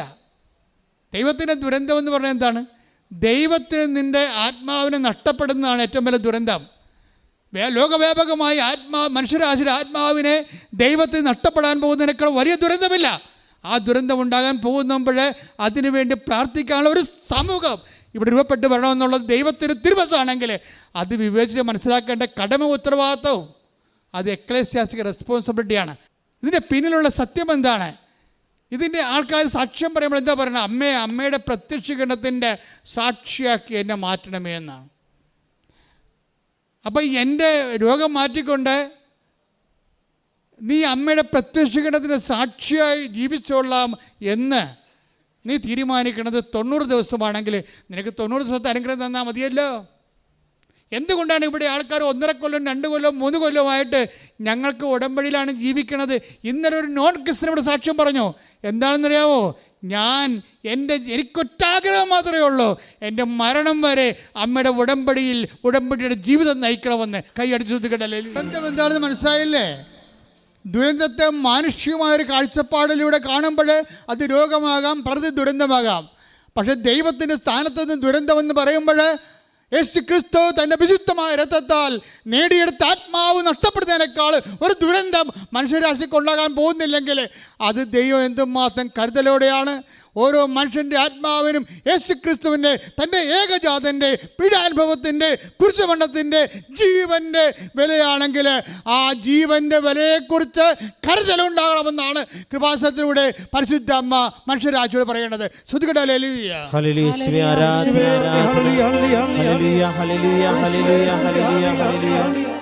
നമ്മുടെ റെജി തോമസിൻ്റെ സാക്ഷിയാണ് പറഞ്ഞത്. റെജി തോമസിൻ്റെ വിഷയം എന്താ? അവിടെ മകൾക്ക് വിദേശത്ത് പോയി പഠിക്കണം, അവിടെ പണമില്ല. കാട്ടിലൊരു സ്ഥലം കിടപ്പുണ്ട്, അത് വിൽക്കണം. അത് വിൽക്കാൻ വേണ്ടി വന്ന അമ്മയോട് പറയണത് അത് വിറ്റ് തരണമെന്ന് പറയും. നിക്കക്കള്ളിയില്ല, അതൊന്ന് വിറ്റ് തരണം, അതെടുക്കാനുള്ള ആൾക്കാരും വരണില്ലെന്ന് പറയും. ഇപ്പോഴേ എല്ലാം ഒരു മടുപ്പാണ് സ്ഥലത്തിന്, കൃഷി നഷ്ടമായതുകൊണ്ട്. ഇതൊക്കെ എല്ലാം കണ്ണീരോടെ ഇവിടെയും പറയും. റിജി തോമസ് വീട്ടിലും പ്രാർത്ഥനയിൽ ദൈവത്തോട് ഒറ്റക്ക് നിന്ന് പറയുന്ന ഒരു വർത്തമാനമാണ്. ഉടമ്പടി എടുത്തു കഴിഞ്ഞപ്പോൾ ഈ സ്ഥലത്ത് കൊണ്ട് ഉപ്പിടും. ഉടമ്പടിയിലെ ഒരു സംഭവമാണ്. ഉടമ്പടിയിൽ ബൈബിൾ ഉടമ്പടിയിലുള്ളതാണ് ഉപ്പ്. ഉപ്പിട്ട് കഴിഞ്ഞാൽ അധികാരപ്പെടുത്തിയെന്ന് അർത്ഥം. നമ്മുടെ അധികാരത്തിൽ നിന്നും ഉടമസ്ഥപ്പെടുത്താൻ വേണ്ടി ഉപ്പിടണത്, ദൈവത്തിന് ഉടമപ്പെടുത്താൻ. ബൈബിളിലുള്ള എല്ലാ വെലിവസ്തുക്കളും ആദ്യം ദൈവത്തിൻ്റെ ഭാഗം, അഹ്റോൻ്റെ ഭാഗം, ലെവയറുടെ ഭാഗം, അതുകൊണ്ട് ഉപ്പിടും. ഉപ്പിട്ടാൽ പിന്നെ അത് ദൈവത്തിൻ്റെതാണ്, ദൈവത്തിന് വേണ്ടി മാത്രമുള്ള ബലിവസ്തുവാണ്. നീ ഒരു സ്ഥലത്ത് കൊണ്ട് ഉപ്പിടുമ്പോൾ എന്താ അർത്ഥം? എൻ്റെ കഴിവ് വെച്ച് അസ്തമിക്കുന്നു, ഞാൻ കൈ ഉയർത്തി പറയുന്നു എൻ്റെ കഴിവല്ല, നോട്ട് ബൈ മെറിറ്റ്. പിന്നെന്താ? ഇനി നിൻ്റെ ഗ്രേസാണ്. അതുകൊണ്ട് ഈ സ്ഥലം വിൽക്കാൻ മാർഗമില്ല, ഈ ജന്മത്തിൽ വിറ്റുപോകുന്ന എനിക്കറിയത്തില്ല. അതുകൊണ്ട് ഞാൻ ഈ സ്ഥലം നിന്നെ ഏൽപ്പിച്ചുകൊണ്ട് നിൻ്റെ ഉടമസ്ഥയിലാക്കിക്കൊണ്ട് ഞാൻ ഉപ്പിടണമെന്ന് പറഞ്ഞ് ഒരു വിശ്വാസ പ്രമാണം ചൊല്ലി ആ സ്ഥലത്ത് കൊണ്ട് ഉപ്പിടും. ഉപ്പിട്ടിട്ട് വീട്ടിൽ വരും. വീട്ടിൽ വരുമ്പോൾ റെജി തോമസിന് എപ്പോഴുള്ള ഒരു പരിപാടിയാണ്, കർത്താവിനോട് ഇങ്ങനെ ഇൻട്രാക്ട് ചെയ്യാൻ പറ്റുമെന്ന് ആ സ്ത്രീക്ക് അറിയാം, ചേച്ചിക്ക് അറിയാൻ ശരിക്കും. എന്നുവെച്ചാൽ ചില ആൾക്കാർക്ക് വിശ്വാസവരം വർത്തമാനപരമായിട്ട് കൊടുത്തിട്ടുണ്ട്. ചില ആൾക്കാരല്ലേ ദൈവത്തോട് എപ്പോഴും സംസാരിച്ചുകൊണ്ടിരിക്കും. കേൾക്കണതൊക്കെ വട്ടമാണ്, വട്ടൊന്നുമല്ല, അവർക്ക് നല്ലൊരു സംസാരിക്കണം ഒരു ദൈവത്തോട്. ദൈവം കേൾക്കുന്നുണ്ടെന്ന് അവർക്ക് നല്ല ബോധ്യമുണ്ട്. അത് അവർ വർത്തമാനം പറയണം, മറ്റുള്ളവർ കേൾക്കുമ്പോൾ അവന്മാർക്ക് ബോധ്യമില്ലെന്നേ ഉള്ളൂ, പക്ഷെ ആ പറയുന്ന ആളിന് ബോധ്യമുണ്ട്. അവർ പറഞ്ഞ്, കർത്താവേ ഞങ്ങളുടെ ഉപ്പിട്ടിട്ടുണ്ട് അമ്മേ, ആരെടുക്കാത്തൊരു സ്ഥലത്ത് കൊണ്ട് ഉപ്പിട്ടിട്ടുണ്ട്, ഇനി എല്ലാം വരും വരായിക നിൻ്റെ കയ്യിലാണെന്ന് പറഞ്ഞിട്ട് നീ എന്താണ് ഇതിനെക്കുറിച്ച് പറയാനുള്ളത്? ഈ മാസം വിൽക്കുമോ അതോ താമസിച്ച് പോകുമോ എന്നറിയാൻ വേണ്ടി വിശ്വാസപ്രമാണം ചൊല്ലി ഉടനെ ബൈബിൾ തുറക്കും, കർത്താവ് എന്താ പറയണമെന്നറിയാൻ വേണ്ടി. ഉടനെ ബൈബിൾ തുറക്കുമ്പോൾ തന്നെ കർത്താവ് നേരിട്ട് ഈ ദൈവം സംസാരിക്കുമെന്ന് വിശ്വസിക്കുന്നവനോട് ദൈവം സംസാരിക്കുന്നുണ്ട്. എൻ്റെ സഹോദരങ്ങൾ, നിങ്ങൾ കർത്താവിൽ വളരുമ്പോൾ നിങ്ങൾ പലരും ഉടമ്പടി ചെയ്തിരിക്കണം മിനിമം പ്രോഗ്രാമത്തിന് വേണ്ടിയാണ്. ഇപ്പോൾ ഒരു പ്രശ്നം ഉണ്ടായി, ഞാൻ വന്ന് ഉടമ്പടി ചെയ്തു. എന്തോ ഞാൻ 90 ദിവസം കഴിഞ്ഞാൽ പിന്നെ എങ്ങനെയെങ്കിലും ജീവിക്കാറില്ല. ഈ കടമാമ്പോത്ത് അതാണ് പറയണത്. ഇവിടെ കൊടുന്ന് ഉടമ്പടി കിട്ടി താല്പര്യം പറയാം, 90 ദിവസം കഷ്ടപ്പെട്ടാൽ മതിയല്ല, അത് പിന്നെ എങ്ങനെയും ജീവിക്കാറില്ല. അപ്പം തന്നെ നിൻ്റെ ഉടമ്പടി പൊട്ടും. എന്താ കാര്യം? നീ ഫ്രോഡാണെന്നുള്ളത് അൾത്താര വെച്ച് തന്നെ നീ പ്രഖ്യാപിച്ചു. നീ അങ്ങനെയല്ല പറയേണ്ടത്. കർത്താവിന് ജീവിക്കാൻ നീ 90 ദിവസം ജീവിക്കുക, 9 ദിവസം ജീവിക്കത്തുള്ള, അതൊക്കെ ദൈവത്തിന് അറിയാൻ പാടുള്ളൂ. നീ അങ്ങനെ വേറെ ജീവിതത്തെക്കുറിച്ച് വേറെ കണക്കൂടലൊന്നും വേണ്ട. പക്ഷെ നിനക്കൊരു കണക്കൂടലുണ്ട്. എന്താ കാര്യം? ദൈവമേ, നിൻ്റെ കൂടെ ജീവിക്കാൻ കമ്മ്യൂണിക്കബിൾ ആയിട്ടുള്ള ഒരു സോണിലൂടെ നിൻ്റെ കൈപിടിച്ച് കരം ഗ്രഹിച്ച് നടന്നു പോകാൻ നീ എനിക്കൊരു അവസരം തന്നതിന് നന്ദി പറഞ്ഞുകൊണ്ട് എത്ര കാലം ജീവിക്കുന്നുവെന്ന് നീ തീരുമാനിച്ചാൽ അതുവരെ ഞാൻ ജീവിച്ചുകൊള്ളാൻ എന്നെ അഭിഷേകം ചെയ്യണമെന്ന് പ്രാർത്ഥിച്ചുകൊണ്ട് ശ്രുതികടാലിയ കരങ്ങളടിച്ചുകൊണ്ട് സന്തോഷത്തോടെ നമുക്ക് പാടാം. 6-ാമത്തെ വാക്യം. നശിപ്പിക്കപ്പെട്ട സ്ഥലങ്ങൾ പുനരുദ്ധരിച്ചതും ശൂന്യമായി കിടക്കുന്നിടത്തെല്ലാം വീണ്ടും കൃഷി ഇറക്കിയതും കർത്താവായ ഞാനാണെന്ന് നിങ്ങളുടെ ചുറ്റും അവശേഷിക്കുന്ന ജനതകൾ അന്നറിയും. ഇത് വായിച്ചപ്പോൾ നിങ്ങൾക്ക് സന്തോഷമായില്ലേ? പക്ഷേ രജിക്ക് സന്തോഷമായില്ല. എന്താ കാര്യം? ഇവർക്ക് കൃഷി ചെയ്യാൻ മേലാതെയല്ല ഇതെല്ലാം ഉപേക്ഷിച്ചത്. ഇപ്പം നാട്ടുകാരെല്ലാം ചോദിക്കും, എല്ലാ പുരയിടത്തിലൂടെ കൃഷിയുണ്ടല്ലോ, നിങ്ങൾ മാത്രം എന്താണ് ഈ സ്ഥലം വേസ്റ്റായിട്ട് ഇട്ടിരിക്കണമെന്ന്. അതൊരു സാമൂഹ്യ കുറ്റവാളിയായ രീതിയിലാണ് ആൾക്കാർ വിചാരണ ചെയ്യണത്. ഇപ്പം കർത്താവ് എന്താ പറയണത്? സ്ഥലം വിൽക്കാൻ ചോദിച്ചപ്പോൾ പറഞ്ഞു വീണ്ടും കൃഷി ഇറക്കുമെന്ന്. അപ്പോഴേ റെജി പറഞ്ഞ്, കർത്താവ് വീണ്ടും കൃഷി ഇറക്കാൻ എങ്ങനെ പറ്റും? ഞങ്ങൾക്കിത് നോക്കി നടത്താനൊന്നും ആരുമില്ല. ഇനി വീണ്ടും കൃഷി ഇറക്കിയതുകൊണ്ട് കാശ് കയ്യിൽ നിന്ന് പോകുകയുള്ളൂ, കാശ് ഇങ്ങോട്ട് കിട്ടത്തില്ല. ഇതെല്ലാം കർത്താവിനോട് നേരിട്ട് സംസാരിക്കുകയാണ്. അപ്പോൾ ഉടനെ സന്ധ്യയ്ക്ക് ഒരു ഫോൺ വരും. എന്താണ്? നിങ്ങളുടെ സ്ഥലം ഒറ്റയ്ക്ക് കൊടുക്കുന്നുണ്ടോ എന്ന് ചോദിക്കും, പാട്ടത്തിന്. അപ്പോൾ ഉടനെ കൈയും പൊക്കിക്കൊണ്ടൊരു പറയും കൊടുക്കുന്നുണ്ടെന്ന് പറയും. പക്ഷേ ഞങ്ങളുടെ പ്രശ്നം ഇതാണെന്ന് പറയും. ഇത് വിറ്റിട്ട് മകളെ പഠനത്തിന് വിടാനാണെന്ന്. കുഴപ്പമില്ല, കാശ് ഞാൻ തന്നോളാം, പാട്ടത്തിന് കൊടുക്കുന്നുണ്ടോ അത് പറഞ്ഞാൽ മതിയെന്ന് പറഞ്ഞു. മകളുടെ കാര്യം നടത്തി കൊടുക്കും, കൃഷി പാട്ടത്തിനുമാകും. പാട്ടമെടുത്ത ആൾക്കാർ അവിടെ അമ്മ പറഞ്ഞ പോലെ വീണ്ടും കൃഷി ഇറക്കണമുണ്ട്. ഇപ്പോഴും ശ്രുതികട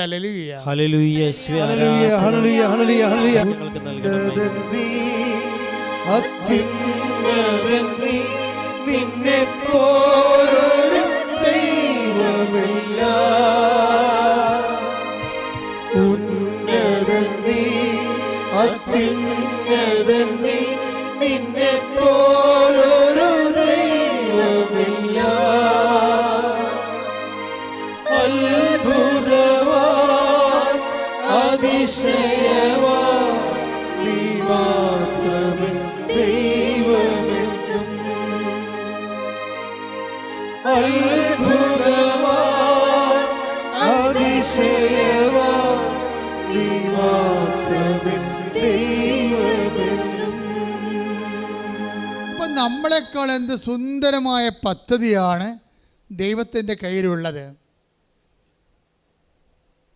ഇനി വിറ്റുണ്ട്. ഇതിനിടയ്ക്ക് ഒരു രസമുണ്ടായത്, അവിടെ ചെന്നപ്പോഴേ പാട്ടത്തിനെടുക്കാൻ വന്ന ആൾക്കാർ സ്ഥലം പാട്ടം എടുത്തു കഴിഞ്ഞപ്പോൾ വെള്ളമില്ല അവിടെ. അപ്പം പണിയായി. ചുറ്റുമുള്ള ആൾക്കാരുടെ സ്ഥലങ്ങളൊക്കെ കേണത് 1000 അടി താത്തിയാൽ മാത്രമേ വെള്ളമുള്ളൂ. അപ്പം അതിന് ലക്ഷക്കണക്കിന് രൂപയാകും. അത് വന്ന് റെജിയോട് പറഞ്ഞു, വെള്ളമില്ലല്ലേ? എന്ന് വെച്ചാൽ ഞങ്ങളെ പറ്റിച്ചാണല്ലേ എന്നാ ചോദിച്ചത്. വെള്ളമില്ലല്ലേ എന്ന് വെച്ചാൽ കൃഷിക്ക് വെള്ളം വേണ്ടേ?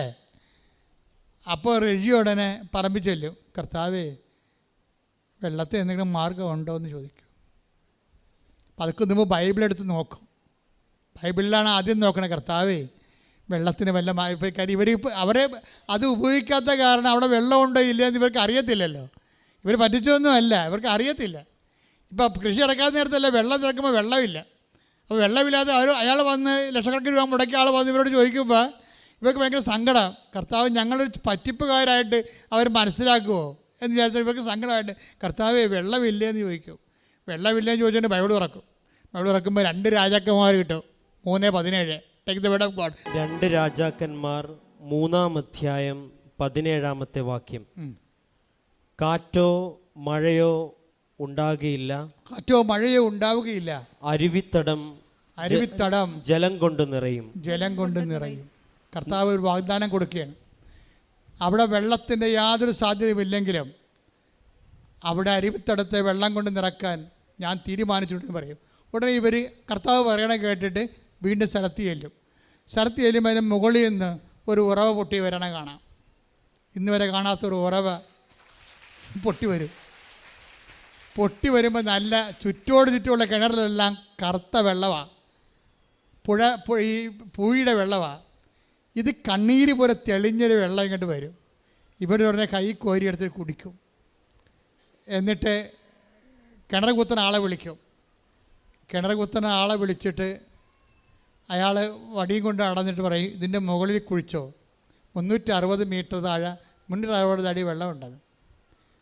അത് കുഴിച്ചിട്ട് കിണറാക്കും, അത് കുളമാക്കും അവർ.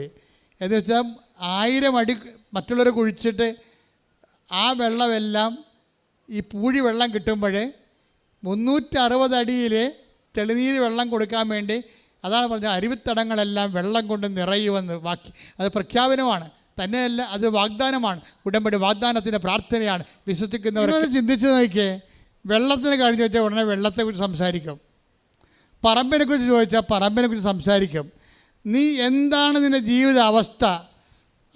നീ വ്യക്തി ഈ ലോകത്ത് 800 കോടിയോ 1000 കോടിയോ മനുഷ്യരുണ്ട്. ഈ 1000 കോടി മനുഷ്യരിൽ നീ മാത്രം കണ്ണീരിട്ടുന്ന നിൻ്റെ മാത്രം വിഷയങ്ങൾ, നീ ഏറ്റവും കൂടി പ്രയാസപ്പെടുന്ന വിഷയം എന്താണെന്ന് ദൈവം എന്ത് സ്കാൻ ചെയ്താൽ കണ്ടുപിടിക്കണം. ഇത് ഭയങ്കര AI പരിപാടിയാണ്. എന്ന് വെച്ചാൽ ഒരു ചിന്ത നിൻ്റെ മനസ്സിൽ വരുന്ന മുമ്പ് തന്നെ അതിൻ്റെ മറുപടി, ഒരു ആശങ്ക വന്നാൽ അതിൻ്റെ ഒരു മറുപടി നിന്നോട് മുഖതാവിൽ സംസാരിക്കുന്ന ഒരു പ്രാർത്ഥന, ഒരു കമ്മ്യൂണിക്കേഷനിലേക്ക് ഈ സഹോദരി അങ്ങോട്ട് വളരുകയാണ്. അപ്പോൾ ഇവിടുന്ന് സിസ്റ്ററാണോ അച്ഛനാണോ സാക്ഷി ഇടുന്ന അറിയത്തില്ല. ഇവിടെ ചോദിക്കും, ചേച്ചി ആധ്യാത്മികമായിട്ട് എന്താ പറയാനുള്ളതെന്ന് ചോദിക്കും. കാരുണ്യ പ്രവൃത്തി എന്താ ചെയ്യണത്? അപ്പം കാര്യം ഇവിടെ ആസ്തി എന്താണെന്ന് അറിയണ്ടേ? നിങ്ങൾക്ക് ദൈവമായിട്ടുള്ള ബന്ധങ്ങളിൽ എപ്പോഴും പറയണേ, ദൈവമായിട്ടുള്ള ബന്ധം എന്താ? ദൈവമായിട്ടുള്ള ബന്ധങ്ങൾ എപ്പോഴും ഉടമ്പടി വരണത്, ഉടമ്പടി എടുത്തത് കൊണ്ട് വർക്കൗട്ട് ചെയ്യത്തില്ല. കൃപാസനം എന്ന് കാണുമ്പോൾ കുറേ വണ്ടി കിടക്കണ കാണാം, എന്നാൽ ഒന്ന് കരയേക്കാം എന്ന് വിചാരിക്കും. അപ്പോൾ ഇവിടെ ഉടമ്പടിയാണ്. അപ്പോൾ ഓഫീസിൽ നിന്ന് പറയും 4 മണിക്ക്. അപ്പോൾ ഇവരുടെ വീരശൂര പരാക്രമം കാണുമ്പോൾ ഓഫീസിൽ നിന്ന് പറയും ചാറണ്ട, ഒറ്റടക്ക് പോകാൻ പറ്റത്തില്ല, 4 മണിക്കൂർ എടുക്കുമെന്ന് പറയും. അപ്പം ഒരു 10 പേര് വന്ന് 8 പേരും പോകും, അപ്പം തന്നെ വണ്ടി വിടും. അതിൽ 2 പേരെടുക്കും ഉടമ്പടി. 2 പേരെടുക്കുമ്പോൾ ഈ 4 മണിക്കൂർ എടുക്കും. ഈ 2 പേരെടുക്കുമ്പോഴും നമ്മൾ ശ്രദ്ധിക്കേണ്ട ഒരു കാര്യം, ഇതിൻ്റെ ക്ലാസ്സുകളും സാക്ഷ്യങ്ങളും ഒക്കെ കേട്ട് ഇതിൻ്റെ ഒരു മർമ്മം അറിയുമ്പോഴാണ് ഉടമ്പടി റൈപ്പാകണത്. ചില എമർജൻസി അടിയന്തര ആവശ്യങ്ങൾ അമ്മ അപ്പം തന്നെ ചെയ്ത് കൊടുക്കും, പക്ഷെ പിന്നെ ഈ സാധനം വർക്കൗട്ട് ചെയ്യത്തില്ല. എന്താ കാര്യം? നിങ്ങൾക്ക് അങ്ങനെ ഈസിയായിട്ട് വർക്കൗട്ട് ചെയ്യാൻ പറ്റത്തില്ല. ഉടമ്പടി വർക്കൗട്ട് ചെയ്യണത് മുഴുവനും അവൻ പറയണത് പോലെ ചെയ്യുമ്പോഴാണ്, അല്ല ചെല്ലുമ്പോഴല്ല. അവൻ പറയണ പോലെ ചെയ്യുമ്പോഴാണ്. ചെയ്യാൻ ചെറിയ ആൾക്കാർക്ക് തയ്യാറല്ല. കാര്യം ചെയ്യണമെങ്കിൽ എന്തെങ്കിലും ചെയ്യാൻ പറ്റത്തില്ല, പെയിൻറ്റ് പോകും. നിങ്ങളുടെ ഒരു അഭ്യാസമോ കാപട്യമോ ഒളിച്ചു കളിയോ ഒന്നും നടക്കത്തില്ല. വെളുപ്പിന് ഞാൻ കേട്ട സാക്ഷ്യം എന്താണെന്നറിയാമോ? ഞാൻ ഇത്രയും നേരം മെയ്യട്ട് കൊള്ളാത്ത ഉടമ്പടിയാണ് ചെയ്തതെന്ന്. അപ്പോൾ മെയ്യട്ട് കൊള്ളാത്ത ഉടമ്പടി എന്താണ്? ഞാൻ കന്നഡയിലാണ്, ബാംഗ്ലൂരാണ് വർക്ക് ചെയ്യണത്. അപ്പോൾ ഇവിടുന്ന് കന്നഡ പത്രം മേടിച്ചുകൊണ്ട് പോയി കന്നഡക്കാർക്ക് കൊടുക്കും. പള്ളിയുടെ വായിക്കാന്ന് കൊടുത്താൽ മതി, ആൾക്കാർ വന്ന് വാങ്ങിച്ചോളൂ എന്ന്. അപ്പോൾ ആൾക്കാർക്കെല്ലാം കൃപാസനത്തെക്കുറിച്ച് അറിയാം. അത് കാരണം പത്രം കൊടുക്കാൻ ഒരു കുഴപ്പമില്ല. വെറുതെ പള്ളിയുടെ അടുത്ത് വെറുതെ പത്രം പിടിച്ച് ഇരുന്നാൽ മതി. ആൾക്കാർ വന്ന് ഈ കിളി വന്ന് നമ്മൾ ഗോതമ്പ് പെറുക്കി നമ്മുടെ കയ്യിൽ നിന്ന് ഗോതമ്പ് പെറുക്കി എടുക്കുന്ന പോലെ പത്രം എടുത്തുകൊണ്ട് പോകും. അപ്പോൾ എനിക്കൊരു മുടക്കമില്ല. മെയ്യട്ട് കൊള്ളാത്ത ഉടമ്പടി എടുത്താൽ മെയ്യട്ട് കൊള്ളും വരെ ഈ സംഭവം നീണ്ടു പോകും നിങ്ങളുടെ ആവശ്യങ്ങൾ. ഇവർക്ക് മനസ്സിലായി ഇവിടെ കാര്യം നടക്കാഞ്ഞപ്പോൾ, ഈ അഭ്യാസം കൊണ്ട് കാര്യം നടക്കുന്നത് കഴിഞ്ഞപ്പോൾ അവർക്ക് മനസ്സിലായി ഇത് കഷ്ടപ്പെട്ട് ചെയ്യണമെന്ന്. പിന്നെ എന്ത് ചെയ്ത് അവൾ ഉടമ്പടി പുതുക്കി കഴിഞ്ഞപ്പോൾ എന്ത് ചെയ്ത്, എല്ലാവരും രക്ഷപ്പെടണ ഉടനെ പുതുക്കി കഴിയുമ്പോഴാണല്ലോ. പുതുക്കി കഴിഞ്ഞപ്പോൾ അവൾ ഓരോ വീട് വീടാൻ തോറും കയറി ഇറങ്ങിയിട്ട് കൃപാസന മാതാവിനെ കുറിച്ച് പറയാൻ തുടങ്ങി, ലിങ്ക് ഷെയർ ചെയ്യാൻ തുടങ്ങി. അപ്പോൾ ലിങ്ക് ഷെയർ ചെയ്യാൻ തുടങ്ങിയപ്പോൾ സംസാരിപ്പോൾ അവളുടെ മെയ്യട്ട് കൊണ്ട്, വെയിലും കൊണ്ട് മഴയും കൊണ്ട് അവളെ വിഷയം ഉടമ്പടി ദൈവതിരുസന്നിധിയിൽ തങ്ങൾ സീരിയസ് ആയിട്ടാണ് ഉടമ്പടി എടുത്തതെന്നുള്ളത് ദൈവത്തിന് ബോധ്യപ്പെടുത്തി കഴിഞ്ഞപ്പോൾ വിഷയം മാറാൻ തുടങ്ങി. അത് എപ്പോഴും നമ്മൾ ശ്രദ്ധിക്കേണ്ട വിഷയമാണ്.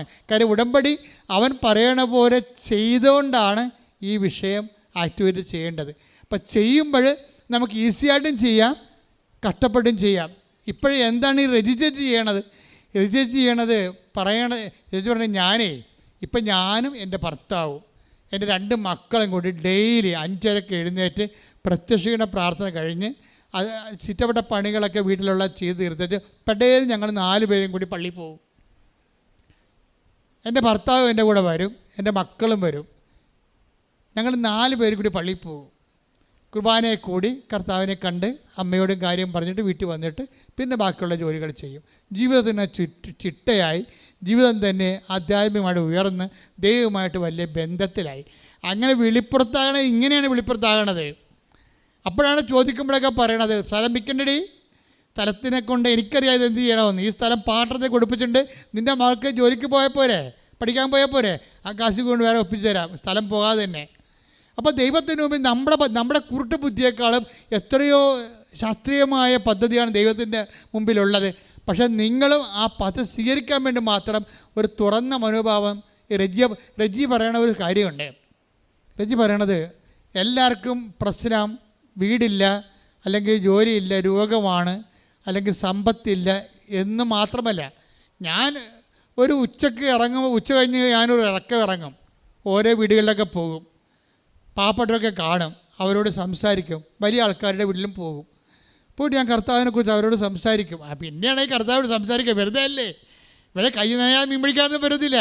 അവർ കൈ നനഞ്ഞ് തന്നെയാണ്. ഇത് ദൈവത്തിന് തോന്നണം നമ്മൾ സിൻസിയറാണെന്ന് തോന്നണം. അല്ല മകളെ കെട്ടിക്കണ വിഷയമോ മകൾക്ക് പിള്ളേരുണ്ടാകുന്ന കാര്യവും മാത്രമായിട്ട് ചേർത്തി വന്നതല്ല. മകളെ കെട്ടിച്ച് കഴിഞ്ഞ് മകളെ പ്രസവിച്ച് കഴിഞ്ഞ് നിങ്ങളുടെ പൊടി പോലും ഇവിടെ കാണത്തില്ലെന്ന് ദൈവത്തിനറിയാം. പിന്നെ നിങ്ങളോട് എന്തിനാണ് ദൈവം സംസാരിക്കേണ്ടത്? നിങ്ങൾ ദൈവത്തിന് വേണ്ടി വന്ന ആൾക്കാരല്ല, മകളെ കെട്ടിക്കാനും മകളെ പ്രസവിപ്പിക്കാൻ വേണ്ടി വന്ന ആൾക്കാരല്ലേ. അപ്പോൾ അത് മേടിച്ചോട്ട് പോയിക്കൊള്ളാൻ പറയും.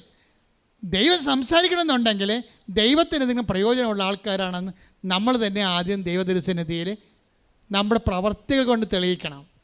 ഇവരെന്ത് ചെയ്യുന്നറിയാമോ? ഇവർ പറയുന്നൊരു വാക്ക് എന്നെ ശരിക്കും ബാധിച്ച്. ഇവർ പറയണത് എല്ലാവരുടെ പ്രശ്നവും സാമ്പത്തികമല്ല, എല്ലാവരുടെ പ്രശ്നവും രോഗമുള്ളതല്ല, ചിലരുടെ പ്രശ്നങ്ങൾ ആരും സംസാരിക്കാനില്ലാത്തതാണെന്ന്. അയ്യോ, ഈ കാലത്ത് ഏറ്റവും വലിയ പ്രശ്നം തന്നെ അത്.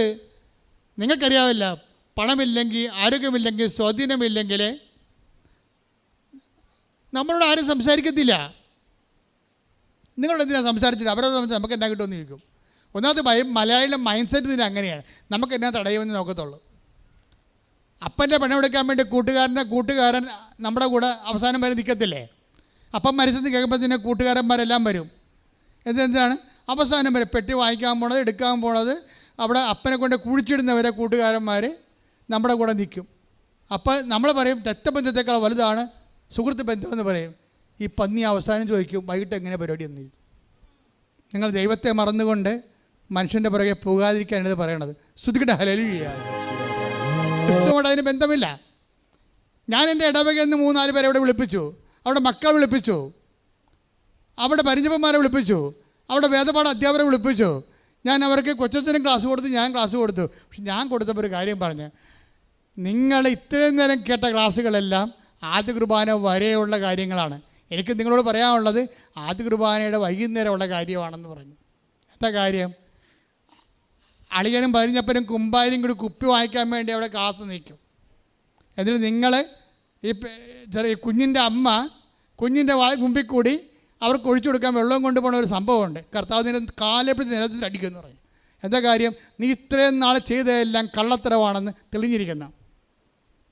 അളിയനും കുമ്പാരിക്കും വെള്ളം അടിക്കാൻ വേണ്ടി വെള്ളം ഒഴിച്ചു കൊടുക്കാൻ വേണ്ടി നീ ഗ്ലാസും കൊണ്ട് പോയപ്പോൾ ഓർക്കുക, നിൻ്റെ ഇന്ന് വരെയുള്ള ഒരു കാര്യവും ദൈവം എല്ലാം റൈറ്റ് ഓഫ് ചെയ്ത് കളഞ്ഞു, ഒന്നും അംഗീകരിച്ചിട്ടില്ല. എന്താ കാര്യം? നീ മനുഷ്യൻ്റെ മുമ്പിൽ ദൈവത്തെ മറക്കും എന്ന് പറഞ്ഞപ്പോൾ അതിനകത്ത് 1-2 പേരുടെ മുഖത്തോട് ഞാൻ നോക്കി. അപ്പോൾ കറുത്തോണ്ടിരിക്കണം, മഴ പെയ്യാൻ പോകും. എന്താണ്? വെള്ളം മേടിച്ച് വെച്ചിരിക്കുന്നല്ലേ പകത്ത്. അതാ പ്രശ്നം. അങ്ങനെ ഉണ്ടെങ്കിൽ ഞാൻ ശാസിച്ച് തന്നെ വിട്ടു. അവർ സ്വീകരിക്കുമോ ഇല്ലയോ? സ്വീകരിക്കുന്നുണ്ടെങ്കിൽ കർത്താവിൻ്റെ അരൂപി അവിടെ നിലനിൽക്കും. ഇല്ലെന്നുണ്ടെങ്കിൽ നിങ്ങൾ പോരുമ്പോൾ നിങ്ങളുടെ കൂടെ പോരും. കർത്താവ് പറഞ്ഞൊരു വാക്യമാണത്. നിങ്ങൾ പോരുമ്പോൾ നിങ്ങൾ ആശീർവദിച്ചത് നിങ്ങളുടെ കൂടെ പോരുമെന്ന്. നിൽക്കത്തില്ലേ? നിങ്ങൾക്കവിടെ പിടിച്ചു വെക്കാൻ പറ്റത്തില്ല. തോന്നിയ മാസം ജീവിച്ചുകൊണ്ട് ദൈവത്തെ വീട്ടിൽ പിടിച്ചു വെക്കാൻ പറ്റത്തില്ല. നീ ഒരു ഭവനത്തിൽ ചെല്ലുമ്പോൾ ആ ഭവനത്തിന് ആദ്യം കൊടുക്കേണ്ട സമാധാനമാണ്. സമാധാനത്തിൽ ദൂതൻ അവിടെ ഉണ്ടെങ്കിൽ സമാധാനം, നീ ആശം സമാധാനം അവിടെ നിലനിൽക്കും. സമാധാനത്തിന് സഹകരിക്കാൻ if they are not ready, പിന്നെന്താ അവർ തയ്യാറല്ലെങ്കിൽ നീ ആശം സമാധാനം, ദൈവത്തിൻ്റെ സാന്നിധ്യം നിൻ്റെ കൂടെ പോരുമെന്ന് ഇത് കർത്താവ് പറഞ്ഞതാണ്. എൻ്റെ മക്കളെ, കൂടെ പോരുമ്പോൾ ഇറങ്ങിപ്പോകുന്ന സമാധാനമാണ്. ഇറങ്ങിപ്പോകുന്ന ഒരു ഉടമ്പടി എടുക്കുമ്പോൾ, ഒരു അവസരം വരുമ്പോൾ ദൈവത്തെ മറന്ന് ജീവിച്ചുകൊണ്ട് ആണ് ദൈവസാന്നിധ്യമാണ്. ദൈവസാന്നിധ്യം കുടുംബത്തിൽ ഉള്ളത് കൊണ്ടാണ് ഇവരോട് ഓരോ ചോദിക്കണ കാര്യങ്ങൾക്കെല്ലാം ദൈവം ആ subject vice nothing more nothing less ആയിട്ട് കറക്റ്റ് മറുപടി പറയണത്. അവിടെ വിഷയമല്ലേ പറയണത്. പക്ഷേ റെജി പറയണ ഒരു കാര്യം എന്താണ്? എല്ലാവരുടെയും പ്രശ്നം സാമ്പത്തികം ഇല്ലാത്തതല്ല, എല്ലാവരുടെയും പ്രശ്നം രോഗമല്ല, എല്ലാവരുടെയും പ്രശ്നം കൂടെ ഇരിക്കാൻ 10 മിനിറ്റ് കൂടെ ഇരിക്കാൻ ആളില്ലാത്തതാണെന്ന് അത് കണ്ടുപിടിച്ചാണത്. ഉടമ്പടി കാരുണ്യത്തിൻ്റെ പ്രാർത്ഥനയാണെങ്കിൽ, ഉടമ്പടി പ്രേക്ഷിത പ്രവർത്തനത്തിൻ്റെ പദ്ധതിയാണെങ്കിൽ അതിൽ ഏറ്റവും വലിയ സംഭവങ്ങളാണ് സംസാരിക്കാനും കൂടെയില്ലാത്തവരെ വേദനിക്കുന്ന സമയത്ത് കൂടെ ഇരിക്കാൻ നിനക്കൊരു 10 മിനിറ്റ് കിട്ടുമെങ്കിൽ അത് ഉടമ്പടിയിൽ നിനക്ക് ചെയ്യാവുന്ന ദൈവസാന്നിധ്യത്തിൻ്റെ കമ്മ്യൂണിക്കേഷൻ്റെ ഏറ്റവും വലിയ പ്രേക്ഷിത പ്രവർത്തനമാണ്. റെജി അത് പറയുമ്പോൾ എൻ്റെ മനസ്സിൽ വന്ന വചനം ഏതാണെന്ന് അറിയാവോ? അതായത് കർത്താവ് എന്താ പറഞ്ഞത്? പത്രോസ് കർത്താവിനെ സംരക്ഷിക്കാൻ വേണ്ടി പ്രധാന ആചാര്യൻ്റെ ഭൃത്യനെ വെട്ടി. അതെവിടെയാണ്? 18:11 18:11 യോഹന്നാൻ. ശ്രദ്ധിക്കട്ടെ. ഹല്ലേലൂയ ഹല്ലേലൂയ ഹല്ലേലൂയ. യേശുവേ നന്ദി. ഹല്ലേലൂയ ഹല്ലേലൂയ ഹല്ലേലൂയ. യോഹന്നാൻ എഴുതിയ സുവിശേഷം 18-ാം അധ്യായം 10-11 വാക്യങ്ങൾ. ശിമയോൻ പത്രോസ് വാളൂരി പ്രധാന പുരോഹിതൻ്റെ ഭൃത്യനെ വെട്ടി അവൻ്റെ വലത്തെ ചെവി ഛേദിച്ചു കളഞ്ഞു. ആ ഭൃത്യൻ്റെ പേര് മൽക്കോസ് എന്നായിരുന്നു.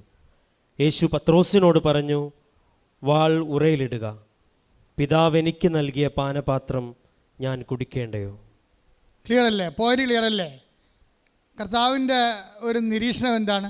ഓരോരുത്തൻ്റെ പാനപാത്രം നാട്ടുകാരൊന്നും കുടിക്കത്തില്ല, അവൻ തന്നെ കുടിക്കേണ്ടി വരും.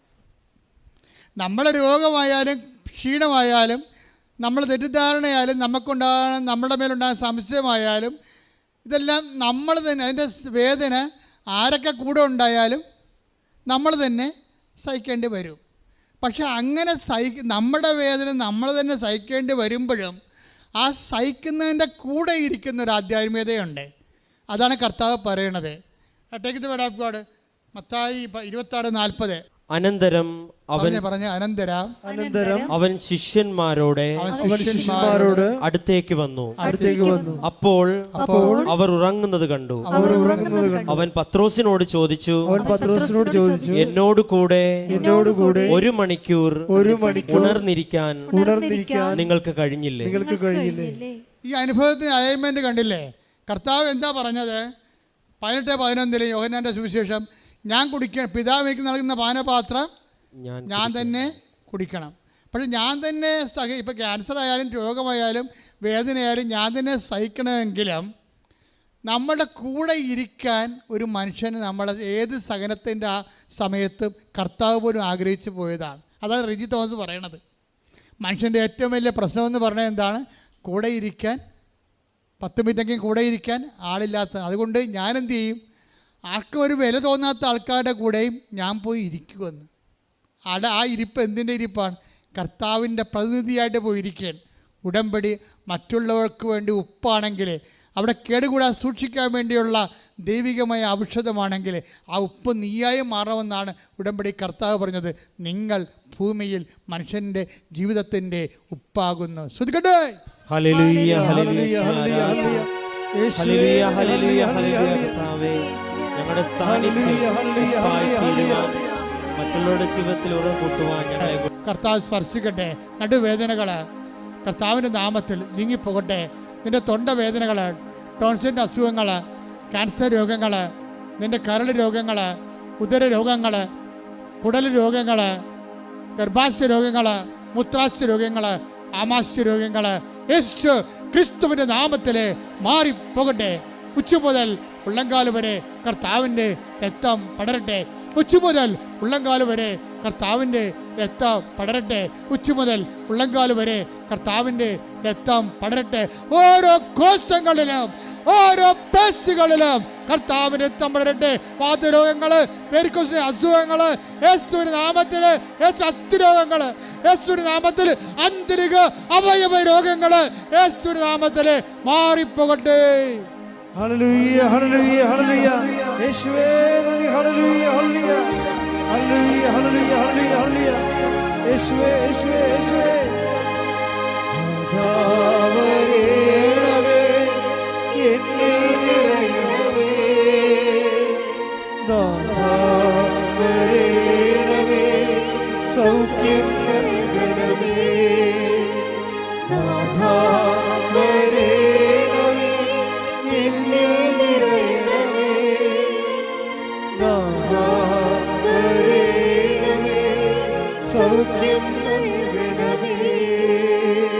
പരിശുദ്ധ പരമദിവ്യകാരുണ്യത്തിന് എന്നേരവും ആരാധനയും സ്തുതിയും പുകഴ്ചയും ഉണ്ടായിരിക്കട്ടെ. എൻ്റെ മക്കളെ സന്തോഷമായിരിക്കാൻ കർത്താവ് പറയുന്ന 10,000-കണക്കിന് മനുഷ്യരെ അവിടെ ജീവിതത്തിൻ്റെ വ്യത്യസ്തങ്ങളായ മേഖലകളിൽ കണ്ണീരും രക്തവും പൊടിഞ്ഞുകൊണ്ട് വന്നിട്ടുള്ളവരെല്ലാം ഇന്ന് സന്തോഷത്തോടെ സാക്ഷികളായി ജീവിക്കുന്നുണ്ടെങ്കിൽ ആ അത്ഭുതം നിറഞ്ഞ അൾത്താറയിലേക്ക് അപ്പമാതാവിന്റെ പ്രത്യക്ഷീകരണത്തിന്റെ സാക്ഷിയാക്കാൻ ദൈവം നിന്നെ വിളിച്ചിരിക്കുന്നു. കൈയടിച്ചുകൊണ്ട് ശ്രദ്ധിക്കട്ടെ. ഹല്ലേലൂയ ഹല്ലേലൂയ ആധാവരണമേ എന്നിൽ നിറയണമേ, തുറത്തില്ലേ തുറത്തില്ലേ സൗഖ്യം നൽകണമേ, നാഥാവരേണമേ എന്നിൽ നിറയണമേ, നാഥാവരേണമേ സൗഖ്യം നൽകണമേ. കൈകൾ നെഞ്ചത്ത് വെച്ച്, രണ്ട് കൈകൾ നെഞ്ചത്ത് വെച്ചുകൊണ്ട് ശ്രദ്ധിക്കട്ടെ. ഹല്ലേലൂയ ഹല്ലേലൂയ ഹല്ലേലൂയ ആധാവരണമേ എന്നിൽ നിറയണമേ, നാഥാവരേണമേ സൗഖ്യം നൽകണമേ, നാഥാവരേണമേ എന്നിൽ നിറയണമേ, നാഥാവരേണമേ സൗഖ്യം നൽകണമേ. കർത്താവേ, നിന്റെ വിശുദ്ധ പൗരോഹിത്യത്തെ മഹത്വപ്പെടുത്തണമേ. കർത്താവേ, സഭയിലുള്ള സാന്നിധ്യം പ്രകടമാക്കണമേ. കൃപാസാൽത്താനെ ജീവനോടെ പ്രത്യക്ഷപ്പെട്ട പരിശുദ്ധ അമ്മേ, ദൈവമാതാവേ, ഇപ്പോൾ പ്രാർത്ഥിക്കുന്ന ഓരോ മക്കള്, വീടില്ലാത്തവര്, വഴിയില്ലാത്തവര്, ജോലിയില്ലാത്തവര്, ജീവിതത്തിന്റെ വ്യത്യസ്തങ്ങളായ വരുമാന മാർഗങ്ങൾ അടഞ്ഞു പോയവര്, യാത്ര മുടങ്ങിപ്പോയവര് എല്ലാവരെയും സ്മരിച്ചിക്കണമേ. സമാധാനമില്ലാത്തവര്, കുടുംബം തകർന്നവര്, പഠിക്കാൻ നിവൃത്തിയില്ലാത്തവര്, മക്കളില്ലാത്തവര്, ഡൈവേഴ്സിന് വേണ്ടി അകപ്പെട്ടു പോയവര്, കുടുംബ ബന്ധങ്ങള് ചിതറിപ്പോയവര്, ഛിദ്രമായവര് കർത്താവിന്റെ രക്തത്താൽ വീണ്ടെടുക്കപ്പെടട്ടെ. കർത്താവിന്റെ രക്തത്താൽ വീണ്ടെടുക്കപ്പെടട്ടെ. ശ്രദ്ധിക്കട്ടെ. ഹല്ലേലൂയ ഹല്ലേലൂയ ഹല്ലേലൂയ യേശുവേ ഹല്ലേലൂയ. ആധാവരണമേ എന്നിൽ നിറയണമേ, നാഥാവരേണമേ സൗഖ്യം നൽകണമേ, നാഥാവരേണമേ എന്നിൽ നിറയണമേ, നാഥാവരേണമേ സൗഖ്യം നൽകണമേ.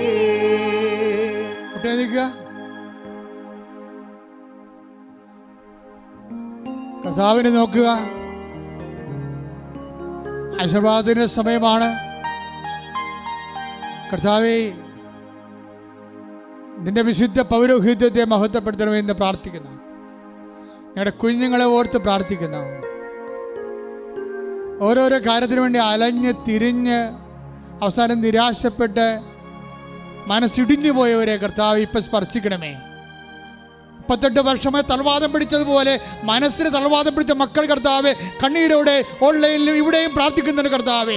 അവർ നിന്റെ തിരുമുറുവാർന്ന വലത് കർത്താൽ അടിപ്പിടർ പോലെ ലാസറിനെ ഉയർത്തിപ്പിച്ചവരെ കർത്താവെ അവർ ഉയർത്തിക്കൊണ്ട് വരണമെന്ന് പ്രാർത്ഥിച്ചുകൊണ്ട് ശ്രുതിക്കട്ടെ. ഹല്ലേലൂയ ഹല്ലേലൂയ ഹല്ലേലൂയ. നാഥാവരേണമേ എന്നിൽ നിറയണമേ, നാഥാവരേണമേ സൗഖ്യം നൽകണമേ, നാഥാവരണമേ നാഥാവരേണമേ എന്നിൽ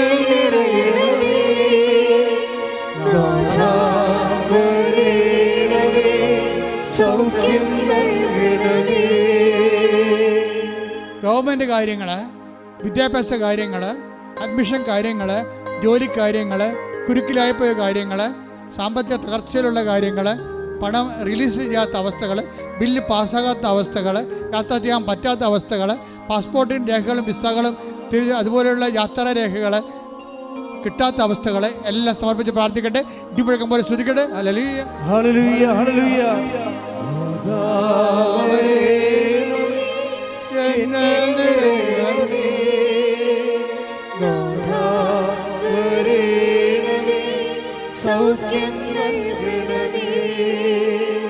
മൗനമായി പ്രാർത്ഥിക്കട്ടെ. മൗനമായി പ്രാർത്ഥിക്കട്ടെ. അച്ഛൻ വിട്ടുപോയ കാര്യങ്ങളെ ഓർത്ത് പ്രാർത്ഥിക്കട്ടെ.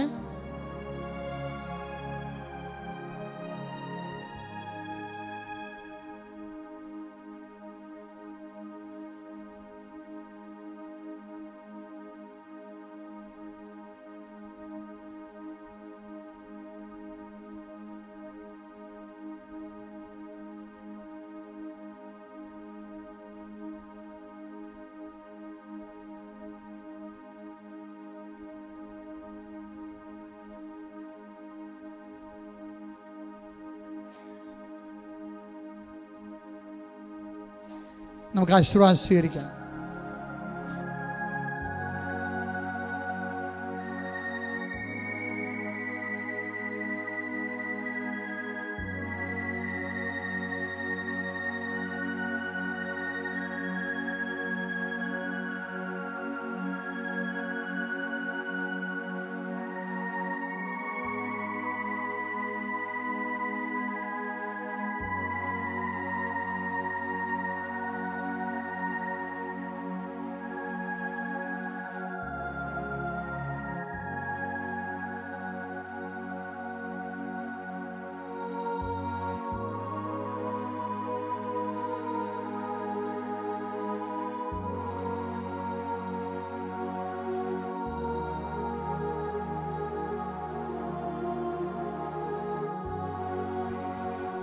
പരിശുദ്ധ പരമമാ ദിവ്യകാരുണ്യമേ, എന്നുമെന്നും അങ്ങേയ്ക്കാരാധന. പരിശുദ്ധ പരമമാ ദിവ്യകാരുണ്യമേ, എന്നുമെന്നും അങ്ങേയ്ക്കാരാധന. പരിശുദ്ധ പരമമാ ദിവ്യകാരുണ്യമേ, എന്നുമെന്നും അങ്ങേയ്ക്കാരാധന. ആവേ ആവേ ആവേ മരിയ, ആവേ